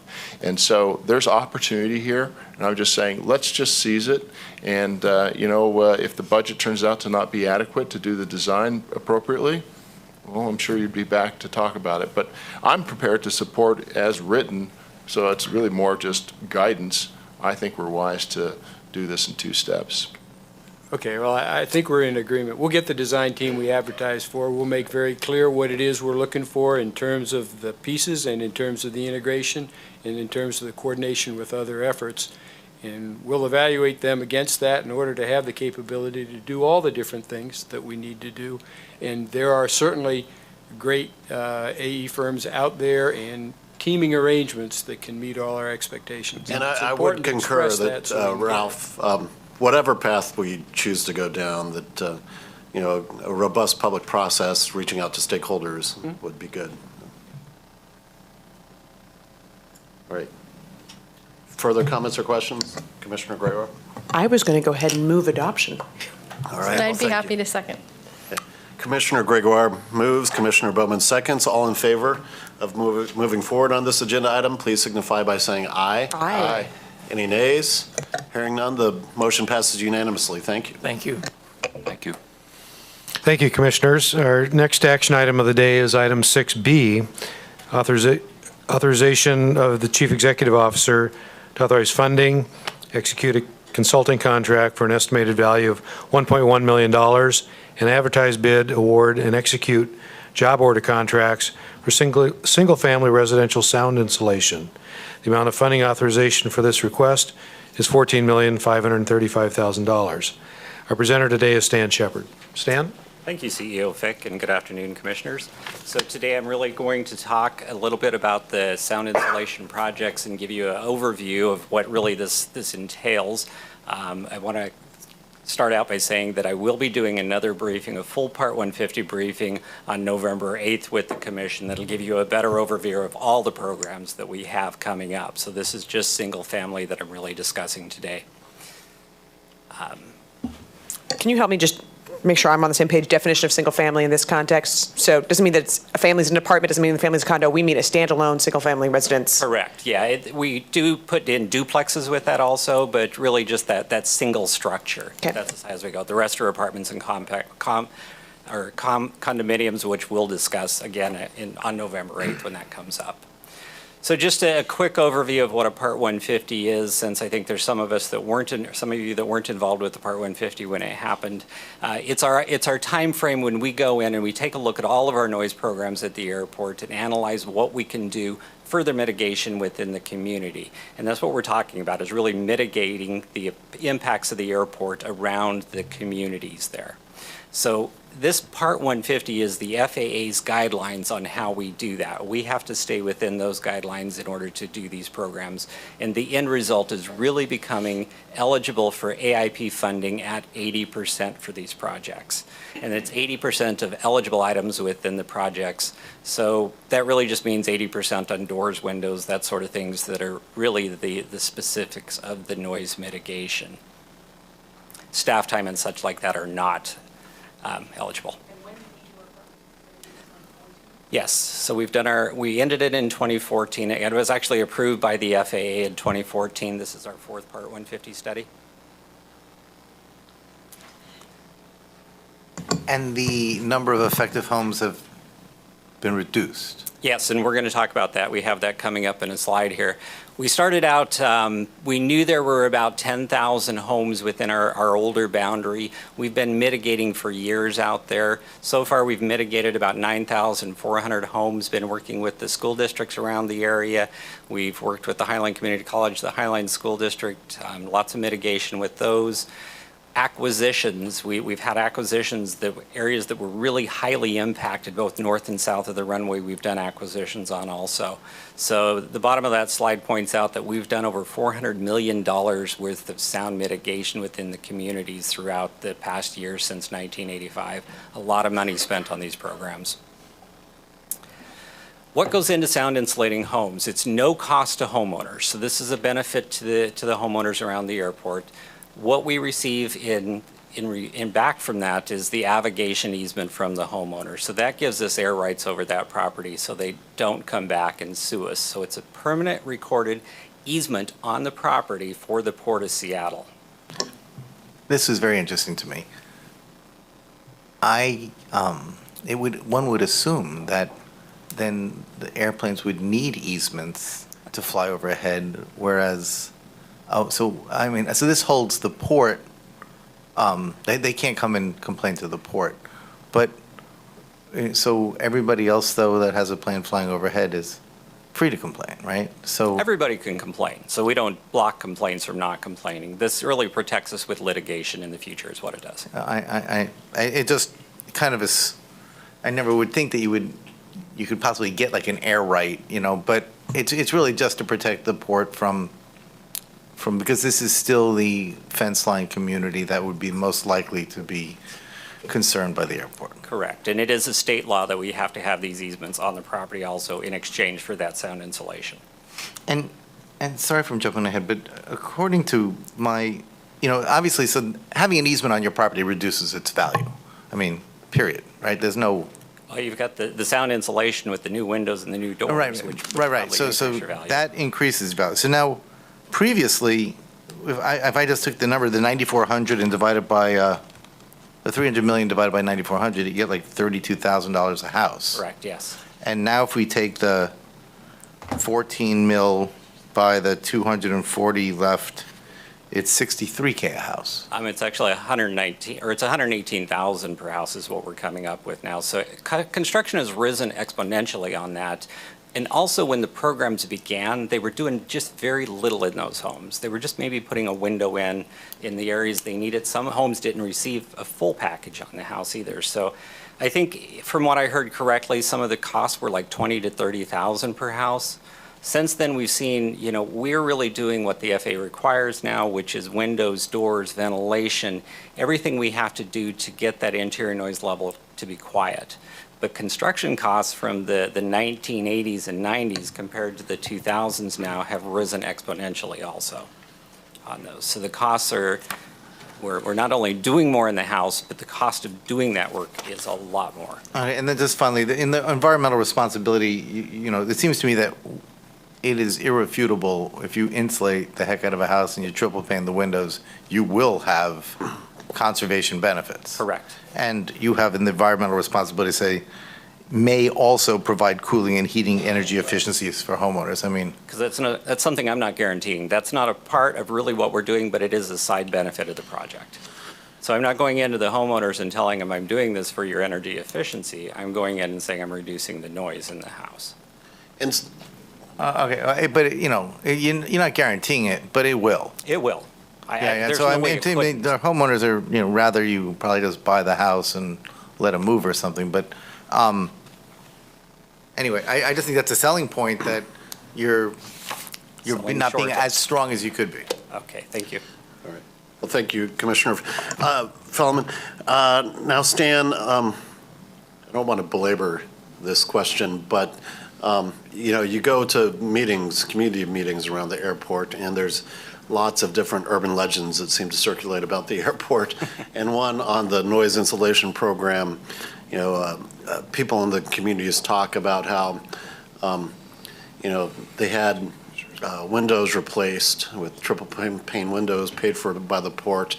They signed their abrogation easement, and then the windows fail, and the window company is out of business. Now, I can imagine that easily happening because that happened with my own home in terms of I started renovating my house in 2007, replaced half the windows in the house, meaning to replace the other half at a later date. I go back in 2014 to finish the job, and the window company that made the nice windows I was planning to use to have uniform windows around my house had gone bankrupt in the Great Recession, and so these window companies don't seem to be very stable businesses. Now, I've understood, and I assume it's maybe one or two or three homeowners. It's not a huge amount of homeowners, but they go back to the port and they say, well, our windows failed, what are you going to do about it? And we say, well, it's a gift of public funds if we replace your windows. And so the homeowner is out of luck. They've signed this abrogation easement and they have windows that are leaking or don't work. So I guess that's a long-winded way of getting to the question, are we going to have any sort of recourse for homeowners in this instance? What's the warranty? Well, if the business is still in place and it's still operating, the homeowner warranties are lifetime for the original owner. So that's what the units we're putting in right now. So if you're the original owner of that house, it's the lifetime of that. So if the business fails and it goes bankrupt, there's really no recourse for us. What's happening right now in the industry, and this is going around nationwide, this isn't just us. I mean, we've began these programs in 1985. A lot of other airports began them in that same time frame. Windows that you put in 1985 are going to start failing. I mean, it's just like anything else in your house. You're going to have to put a new roof on and that sort of thing. So the windows start failing. What the FAA is doing is they're finding that's the issue. The FAA's put their hand down pretty strong, saying there is no more funding for that. It's a one-time issue only. But they are now going back and taking a look at the program as a whole in the United States and understanding this a little bit better. So there is some studies going on with the FAA and trying to understand that better and maybe making a policy with it in the future. But right now, it's a one-time only. I mean, I understand the FAA's position, I understand our position, but frankly, we move forward with programs like these to mitigate our impact on local communities and to improve our relations with local communities. And when something like that happens, it just spirals in terms of an urban legend within the airport communities and does us no good. I fully understand it. It's a hard situation to be in. So I could, just a historical perspective, it was very early on when I started back in 1990. We did have a company we bought a lot of windows from. They went belly up, and I think they had just kind of started making vinyl windows, and they didn't hold up very well. And so that kind of got us, where there was a big fight over, do we replace these windows? And I think we made some accommodation, but I don't remember the details. But that was kind of that urban legend. I don't think we're having the kind of broad failure that we did have at that with more recent programs. Moment in time. Correct me if I'm wrong, but there was a moment where, it was, several dozens of houses that we'd put these windows in, and they just weren't they weren't built like they were supposed to have been built. But so that's where that got started. But I really don't think we're having that kind of broad. Well, thank you. It's good to have failure. Institutional memory. Yes. Yeah, we don't see those issues. We see that one manufacturer, which was Alpine Windows, what's the name of it. We saw that one manufacturer went out of business and those windows did start to fail. The windows we're seeing now are manufactured they're some of the best in the industry. That's another reason the costs have gone up. We've just used the best windows we could find out there in the entire industry, so. Well, thank you. Yep. Further comments or questions for Stan? Commissioner Albrecht? Yeah, so Stan, I just wanted to get to the source of funds because in the memo, it mentions the proceeds from the sale of a property that had been purchased for noise mitigation. Could you talk a little bit more about that? Because I didn't see anywhere that it was identified. And of course, that's going to take a future act of the commission, I assume. I don't think it does at this point. What we did is it was sold and the commission already approved that sale of that property. It was the 24th Street sale south of the airport, and I believe there was another one with Sound Transit or something, a small portion of land. So they've already sold that land probably. Yeah, based on, okay, so prior action. I didn't know which piece of land it was. So we've already taken action and passed the resolution. That is correct. And so we've sold that. And so how much did we realize and how much of this is being funded by that? So it's about $2 million, and that, since it was noise land, the FAA does require that be reinvested back into the noise program. Okay, thank you. So we'll start with that to begin with in the program. Commissioner Bowman? Thank you. I apologize for missing the beginning of the presentation. So am I gathering this correctly that this is about $118,000 per home? Correct, yes. And that's the construction costs and also contracting costs, staff time, everything within that. It's a very expensive program.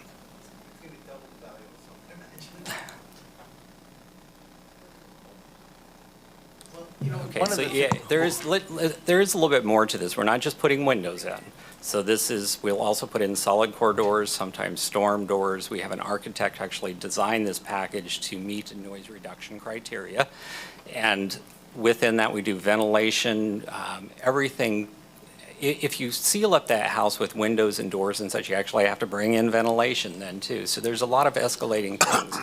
Also, when you're going in and you're removing windows from a 1960s house, you have hazardous materials. So you have to deal with hazardous materials also. Right, but I mean, with all due respect, I have a house that's 1909, and I gutted the entire thing. Windows, insulated, it wasn't, everything. And that was $35,000. So, I mean. Let me, have you name of your contractor? Well, I have to admit, actually, I was the general I just did that too. I did my own general work on it, and I just hired my contractors myself, but, I mean. It's very smooth. I mean, we have looked at various ways. I've worked with Ralph a lot on this to find ways of contracting to bring this down, and we still find that we're right in that realm still with it.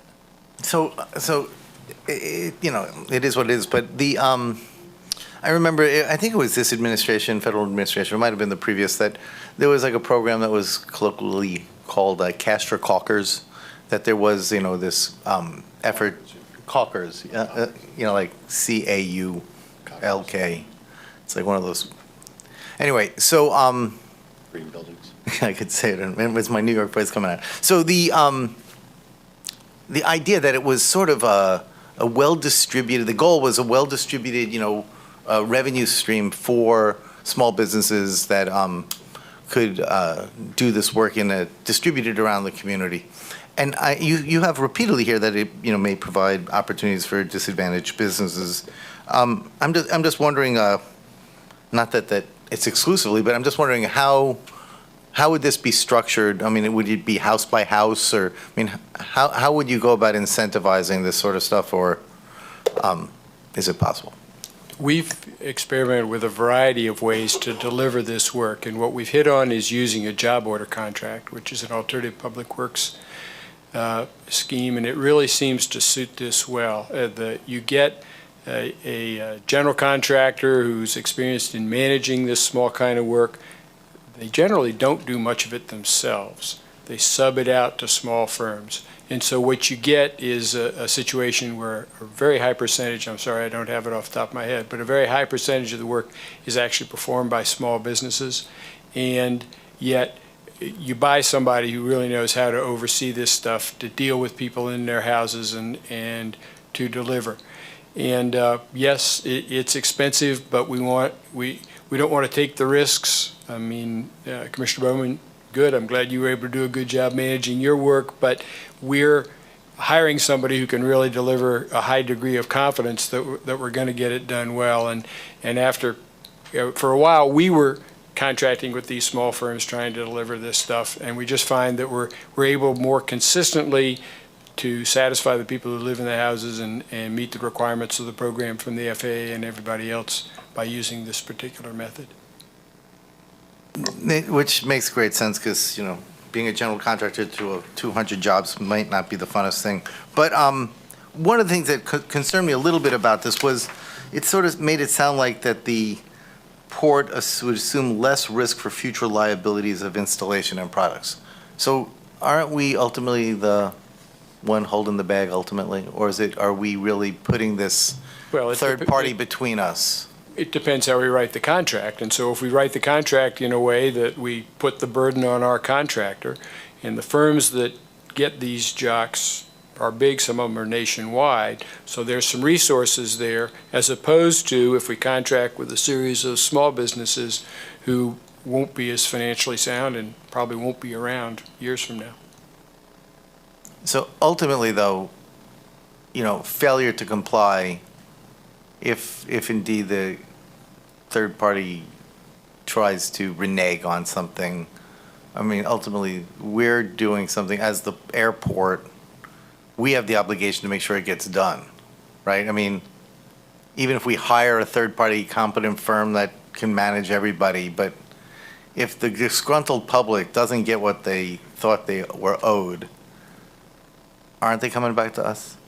And shouldn't they be able to come back to us, is what I'm saying? I'm not saying we should thwart we're the ones that ultimately should be accountable, although we're hiring a firm that should be standing up. But, I mean, at a certain point in time, if they go out of business or if they shirk their responsibility, what is the public recourse?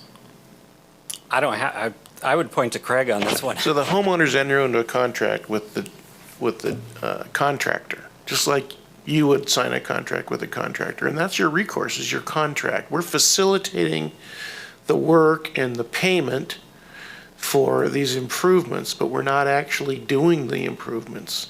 So the answer is, it's in the contract between the homeowner and the contractor. So it's incumbent upon us, I think, as Ralph says, to get contractors that are reputable, that we think will do a good job, and not use contractors that we know have a poor track record or don't have the financial wherewithal to stand behind their work. But no, we don't typically end up being the ones holding the bag, as you say. They have a contract. Okay, but they're not picking the contractor. We're picking the contractor. I mean, I appreciate what you're saying. I'm sure if there is a problem, we will ultimately hear about it, whether or not, to pierce the corporate veil or whatever. Yeah. But ultimately, the goal here is to find a company that can do the job and allow us to get onto other business. Right, and I think we've had pretty good success with this. We have, our materials are the contractors we use right now are just top rate. They really are. It's certainly every now and then you'll get one that, you don't always know whether it's the contractor or the owner. Sometimes the owners decide, well, as long as you're out here, why don't you put a new bathroom in for me? That kind of stuff. So, there certainly have been examples of poor performance, but, our role is to try to minimize that as much as possible. Well, Thanks for the and clarification. to put a high level on it, and we talked earlier today about wanting to maintain good relations with the people who live around the airport. This is a program that the FAA supports, and everybody recognizes that we all like to travel in planes, and those who live next to airports shouldn't disproportionately bear the burden. So I think it's a good news program, and we want to follow our earlier successes. And isn't this our last call? Let me go to a different slide here. Let's see if I have one. So let's run over to this one here. Our contours have shrank.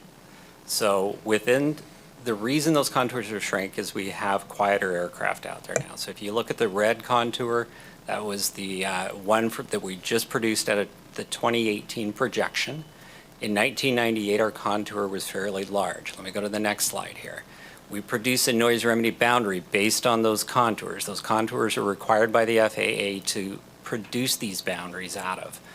So what's happening now is everything between the blue line and the red line, that's what our programs have been focused on in the last 3 years, is getting everything done in there as we possibly could. So we went out to all those homeowners. We said, this is your last chance to get in here. And so we went to them. We found out that there were, I forget, there was like 61 or something that came into the program. We've completed those now. So now within that red boundary, we know there's 123-ish left in there. And those are what we're going to focus on next. That's the ones in this proposal right now, is to get the funding and project contracting to do those 123 homes that are left within this red smaller boundary. So it's kind of a last chance, yes. So what was left from the original boundary? Had that boundary stayed the same, how much more would we have had to do? There was between there, I don't know that answer. There was about 10,000 in the original boundary. We've done about 9,400 in there. But we hit everybody we could find. We took all the database of everything we've done. We took all the database of King County that we knew we didn't do, and we took certified letters, went out and really knocked on those doors with certified letters saying, get into this program. If you don't do it now, you're not going to get into it. So that was what was left out of there, and now there's 123 in the red smaller boundary. Yeah, I would just note that not everybody wants to let the public and the government into their homes, so we believe that the people that were left, for whatever reasons they have opted not to participate in the program, and there's nothing we can really do about that at this point, other than give them a last chance opportunity. Commissioner Albro brought up at the last meeting that, my lack of knowledge, does air cargo make more noise than passenger planes? It depends on the aircraft type. I mean, there's several different aircraft types out there. But so is that not a? Contributing factor to the No, I'm just saying, is broadly speaking, are cargo planes noisier? If they're larger, if you have like the DC-10s, the 747s, those aircraft out there, which we have a lot of those operating, fully loaded down with fuel and cargo, I mean, a lot of heavy cargo, it's going to be a lot of aircraft taking off out of the airport, definitely. And we have a goal of expanding that specific type of cargo. And we just welcomed in the Russian superplane, right? That must be a real whisper jet. But I'm just wondering, this noise boundary, is it really reflective of our future projection? And what we'll do is, this was the projection that we used in our last Part 150. So we knew the fleet mix, we knew where we were going in our last Part 150. We're looking in the SAMP right now, and the SAMP will actually take another look. Are we within the realm of what we projected back then? And we'll take another look at the contours through the SAMP. We will rerun the contours as part of the master plan environmental review work. It may be very similar to the red line, it may be different. All we know right now is that the number of operations the Part 150 projected into the future is the same number of operations we're projecting.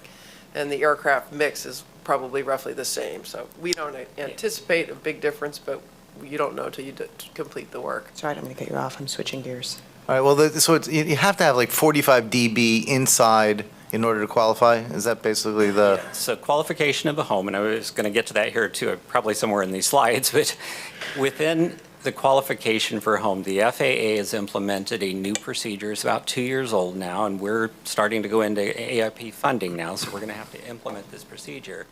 You have to go into the home, set up speakers outside of the home, put up monitors in the home, and understand, is that interior noise level at 45 dB or higher?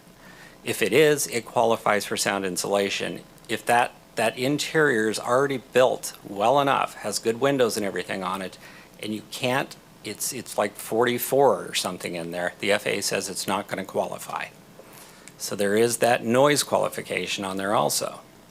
Okay, and if by chance our noise boundary expands due to, we love the Russian jets, is there money left in the program to do anything else? I mean, or is this the last call just because we think we've covered our bases? No, if the noise boundary expands, we'll go back to FAA and ask for more AIP money to cover the expanded scope of the noise So it's not like we couldn't continue the program if we found it necessary? Correct, but if it increases, you have to understand, it would go within that other blue area that I'm showing up there, which we've already mitigated in. So it's potential, if it increases, we've already done the mitigation there. Yeah, unless the red gets outside of the blue, we have already covered everybody that it's likely going to expand into, if that makes sense. Okay, thank you. Okay, all right, move on. We talked about the program benefits. This is really a positive benefit within the community. My last slide here, we are asking for authorization for the $14.5 million. 123 homes are eligible. We don't think all these homes will come into the program. We've been out there for years asking these homes to come in. We're going to make this one last chance. We're going to go out there with our certified letters again and make sure they get these. They're going to have to sign for the letter to assure they get this information. And it'll kind of be their last chance to come into the program. So this is where we're at. I assume those letters don't just open with, "We're the government, we're here to help." They talk about the benefits of the program and everything on there. Thank you. You know, if we don't get it back or something, we're going to follow up and make sure that this homeowner has been contacted to make sure they're understanding of the benefits of this program. So it's not like a certified letter they have to sign for? It will be, yes. I have a separate, so if you don't mind staying up here, but I would move forward with adoption of item 6B. All right, thank you, Commissioner Gregoire. Moves the item. Second. Commissioner Albro seconds. Do we have more discussion before we consider? No. Okay. Okay, all in favor, please signify by saying aye. Aye. Any nays? Hearing none, the motion passes unanimously. Okay, before they leave, this is off the topic, but so looking around the bend, and I, believe me, do not mean to extend this right now, but the Part 150 process is so clear as to how we understand noise pollution.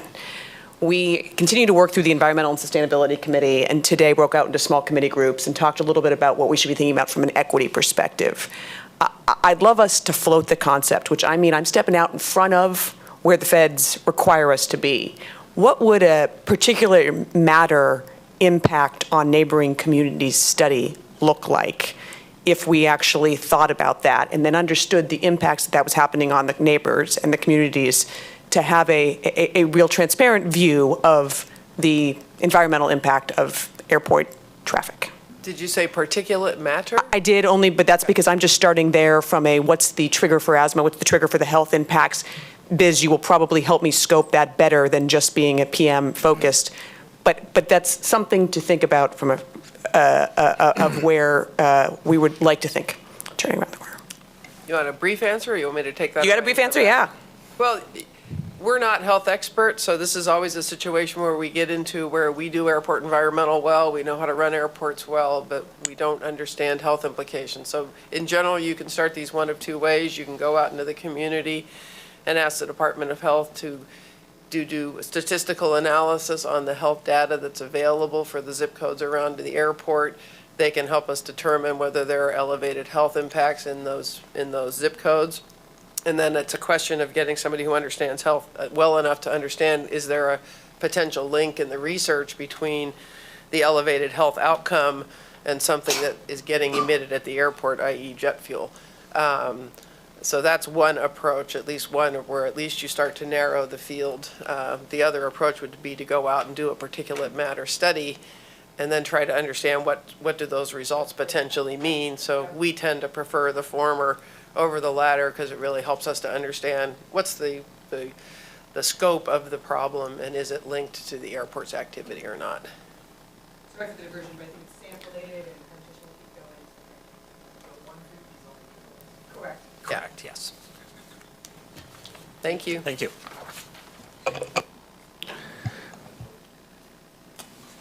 Commissioner Fellman, if it helps at all, it's a Airbridge brand new 747-800. Quiet, sleek. Okay, our next action item is item 6C. It's the authorization to add all of the balance of the International Arrivals Facility Phase 2 scope into the current Phase 1 project. The total estimated cost of the added scope is $11 million, which will increase the total budget for the IAF from $649,365,000 to $660,365,000. Also request commission authorization for the Chief Executive Officer to execute needed contract amendments and change orders as required to execute this scope. Our presenters today are Ralph Graves and David Brush. Gentlemen. Commissioners, Mr. Fick, as you may remember, when we started this project, we talked about doing it in two phases, and we would have an initial capacity of 1,900 passengers per hour and eventual capacity of 2,600 passengers per hour. But as we briefed you about a month ago, the rate of growth in our international business is such that we want to deliver the entire 2,600 per hour capacity as soon as we can. This briefing will describe what that $11 million is going to buy, but it also provides an update of where we are on the IAF project right now. David is going to step briskly through these slides, but please stop us if you have any questions. Good afternoon. I wanted to remind you where we are in the overall process. We're in the middle of the GMP development period, which means we've started the design. We're at about 30% now. We're already started the early construction work, actually last week. And we're in the process of some of the early lead item procurement. We now have under contract 3 of the smaller contractors who are doing the enabling projects. We're doing small renovations to the concourse and the GT lot. The Maki sculpture is being relocated, and we're doing some low voltage work. All of them are small business enterprises. We're also now past the 30% design, which is considered schematic design. We're into the design development, the DD phase, and by this sometime in February 2017, we'll be about 60%. The construction documents themselves will be completed in January 2018. We have just received bids from seven of the major trades, and you'll see Canron, the structural steel, Crown Core, the building enclosure, Cone, elevators, escalators, and moving walks, Apollo is the mechanical plumbing, with Costco doing the fire protection, Valley Electric, the electrical, and diversified conveyor. Some of these firms will be doing the design build work. Actually, they'll stamp the drawings and become the engineer of record. Some are doing design assist, and they're at the 30% level. Participation levels you'll see on the right. Dave, before you move on, if you don't mind going back, I just wanted to call out and let you know how much I'm sure we all appreciate the focus that you have given in your team, the whole team, on SCS and small business enterprise participation. I mean, this is one of those instances where when these really big projects, it's difficult to drive the opportunity into the small business environment. And you focused on it right up front, and basically have brought, I think, our progressive design build team right along with the objective, and they've embraced it as well. And so we're seeing some numbers that are good numbers, and I would expect that they'll continue to be good numbers and even get better. So I just really wanted to call that out. That's so fantastic. Thank you very much. Well, I'll pass that along to the design build team because they've worked very hard to public outreach and qualifications. And Clark in particular has done very well, but it's also a strength of this method. Progressive design build gives us some options with respect to the subcontracting that helps us to do this better than, say, GCCM. Can I just ask real quick, so does the Cone contract? Cone include some sort of ballpark estimates of the moving sidewalks for the Sound Transit link? No. We can talk to you about that separately. We've taken an initial shot at that from the North Satellite team, and we're working up a more detailed estimate of what we would do to address that situation. Great.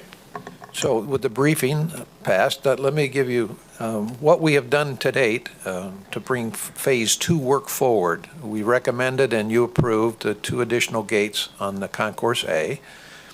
And what we would like to do now is recommend the move of remaining work, 2 baggage claim units and some equipment needed to make the 2600 level. There are 3 things that I'll describe. In the upper level where the automated passport control takes place, the first place you check your passport when you come in after you've come across the elevated bridge or the sterile concourse on A, there are 40 additional automated passport control kiosks that will be needed to reach the 2600 level. Once you've reached the passenger level here on this, and you've cleared your passport, you come down the escalator into the baggage claim area. Initially, there were 5 units planned, and we're planning to add 2 additional units for the 2600 level. And the third element of this funding would be once you've gotten your bag and you pass halfway through the facility, the first time you meet a CBP officer will be at the document verification area. We'll need 11 additional units at that point in order to process 2,600 passengers per hour. Excuse me, could you tell us what we didn't already approve in these 2 separate contracts that, you're accelerating by combining the 2 together, right? There are 2 separate parts here that were... There were 2 separate parts anticipated. We funded the first phase, but our growth here in Seattle has been so rapid and outpaced what we expected that we're recommending bringing Phase 2 forward, something we would have done several years from now, after opening. But in total, what was not in the original contract scope was these 3 elements that David had just described, plus those 2 additional gates along the A concourse. Okay, but it was envisioned at one point in time, but we just didn't think we'd get there this fast. We thought it would be more economical to defer the buying of this stuff until we would need it, but then events overtook us and we find that we need it sooner than we had earlier thought. And I think the next slide actually really speaks to what Commissioner Feldman's questions were. Because my inclination is, I read the memo and, I would make a motion. Because, we're just advancing something that you had already envisioned and it's. If you were, I'd second it. Thank you. Well, if Are you making a motion, Commissioner Feldman? I would like to make a motion, although here we go. I would like to make a motion that item 6C for approval. Okay, Commissioner Feldman moves. And I'll second. Commissioner Albro seconds. Do we need further discussion, or would we like to carry through with staff presentation? Actually, this was my final concluding slide. I was going to say, I think you gave a full, and I'm just going to defer to my fellow Commissioner Bowman, who may have had an experience coming through with the oh, no, did you? No, I pre-cleared in Dublin. Yeah, no, I came through the IAF on Saturday. Let's go. All right, so we have a motion before us that's been seconded to move forward with item 6C. All in favor, please signify by saying aye. Aye. Any nays? Hearing none, the motion passes unanimously. Thank you. Thank you. David, get a shovel in the ground. Okay, that concludes our action items for today.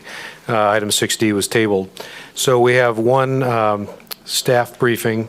And Mr. Fick, I understand this is about a 15-minute briefing. That's correct. I mean, I think it's been a long day, but I think this is also of interest to commissioners, so I would, unless there's...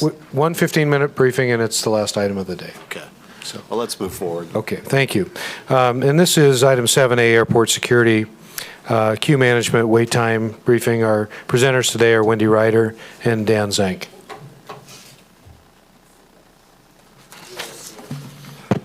Oh, and Lance? Yeah, I'll be like 2 minutes, just real quickly. Yeah, bonus points for.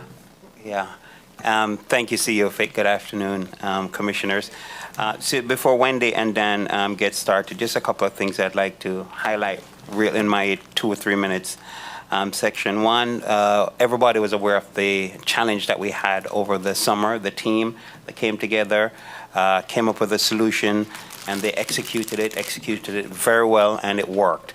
The point that I'd like to highlight was that this was never intended to be permanent. It was always intended to be an interim solution.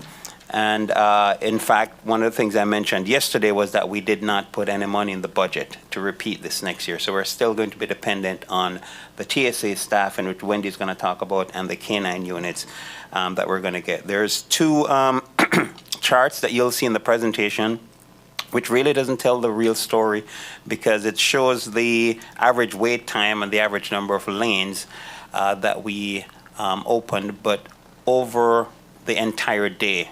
And what we were really targeting is what happened during peak. And during peak, we actually went from numbers such as 75 minutes all the way down to less than 20 minutes on average during peak. So that's the real story. So the chart does not depict that. Before they get started, a couple of folks I'd like to thank. HSS, a team that was here with us, they did a tremendous job. The TSA, our pathfinders, the volunteers, police department, and we had employees who actually took time out of their schedule to volunteer, right, and help us during the extreme peaks. I'd like to thank them as well. And the airlines, and of course, Wendy, for kind of conceptualizing this, Dan for executing it very well, and of course, Commissioner and CEO Fick, thank you guys for your support. This worked extremely well. We got national recognition, so thank you all. So without further ado, I'll hand over to Dan and Wendy. Yeah, good afternoon, Commissioners. Daniel Zhang, Senior Manager, Airport Operations. Yeah, just to echo those comments, it was a successful summer. We really put a lot of effort into it, and we really came together as a team, at TSA, the airlines, the port, employees, and so on. So real quick, just a story that started back in April, where we hired a contractor to help augment the TSA staff in some key roles, key positions that would avail them to open up more lanes and subsequently reduce the wait times. A real collaborative effort, and we executed it well. HSS actually started in May, and just prior to their starting, they worked with us to conduct a lean event to really identify areas of inefficiency And TSA was involved and the airlines were involved with this lean event as well to identify areas of inefficiency where we could make improvements at the checkpoints. Things like reconfiguring the queues and the stanchions all the way to signage and helping passengers put things in their bags, divest before actually getting into the X-ray lane so that the process would go much smoother and much quicker.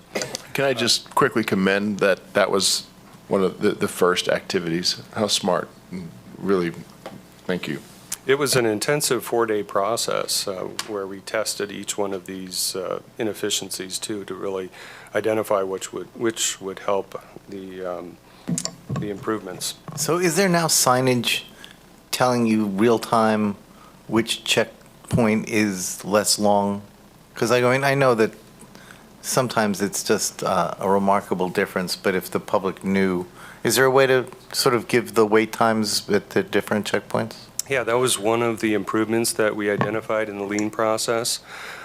We manually display up on our FID screens. We took one of the monitors on each one of the flight information display screens and turned that into a checkpoint wait time information screen.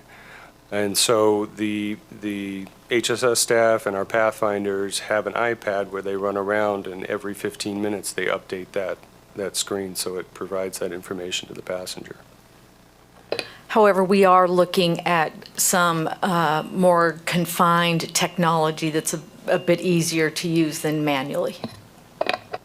So as you do that, one suggestion is to identify the walk time to the various screening location, because it's not obvious to even me how long it's going to take me to get there, and I have some idea.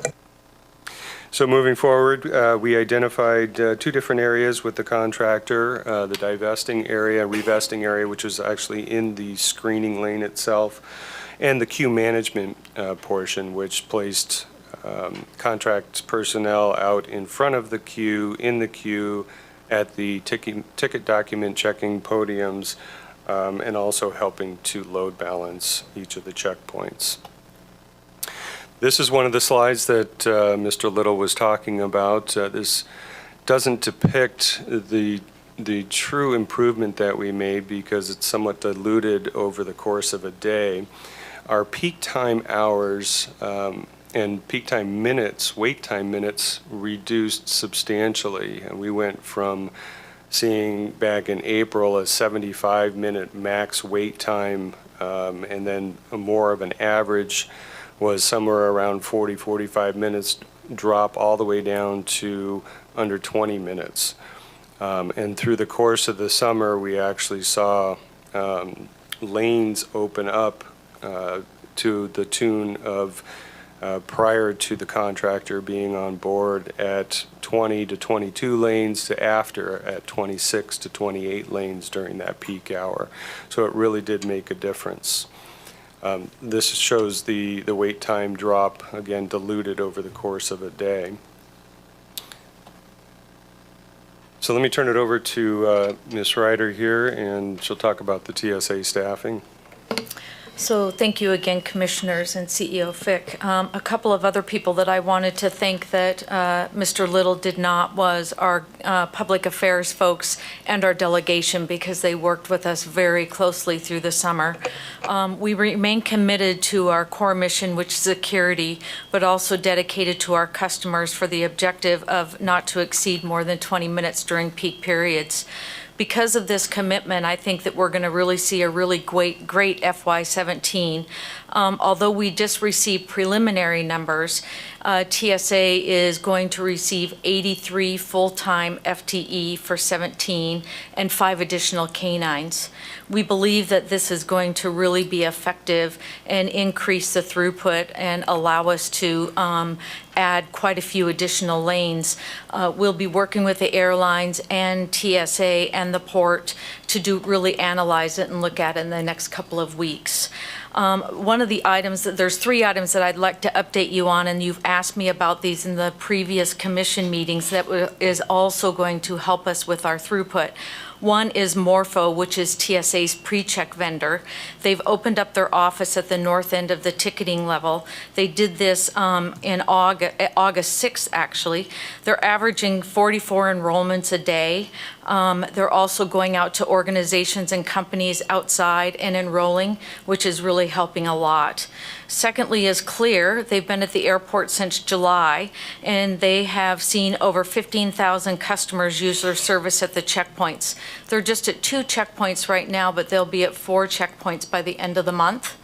And then thirdly is our CBP partners. As you know, they are on the mezzanine level, and they enroll Global Entry, which also allows you to use pre-check with Global Entry.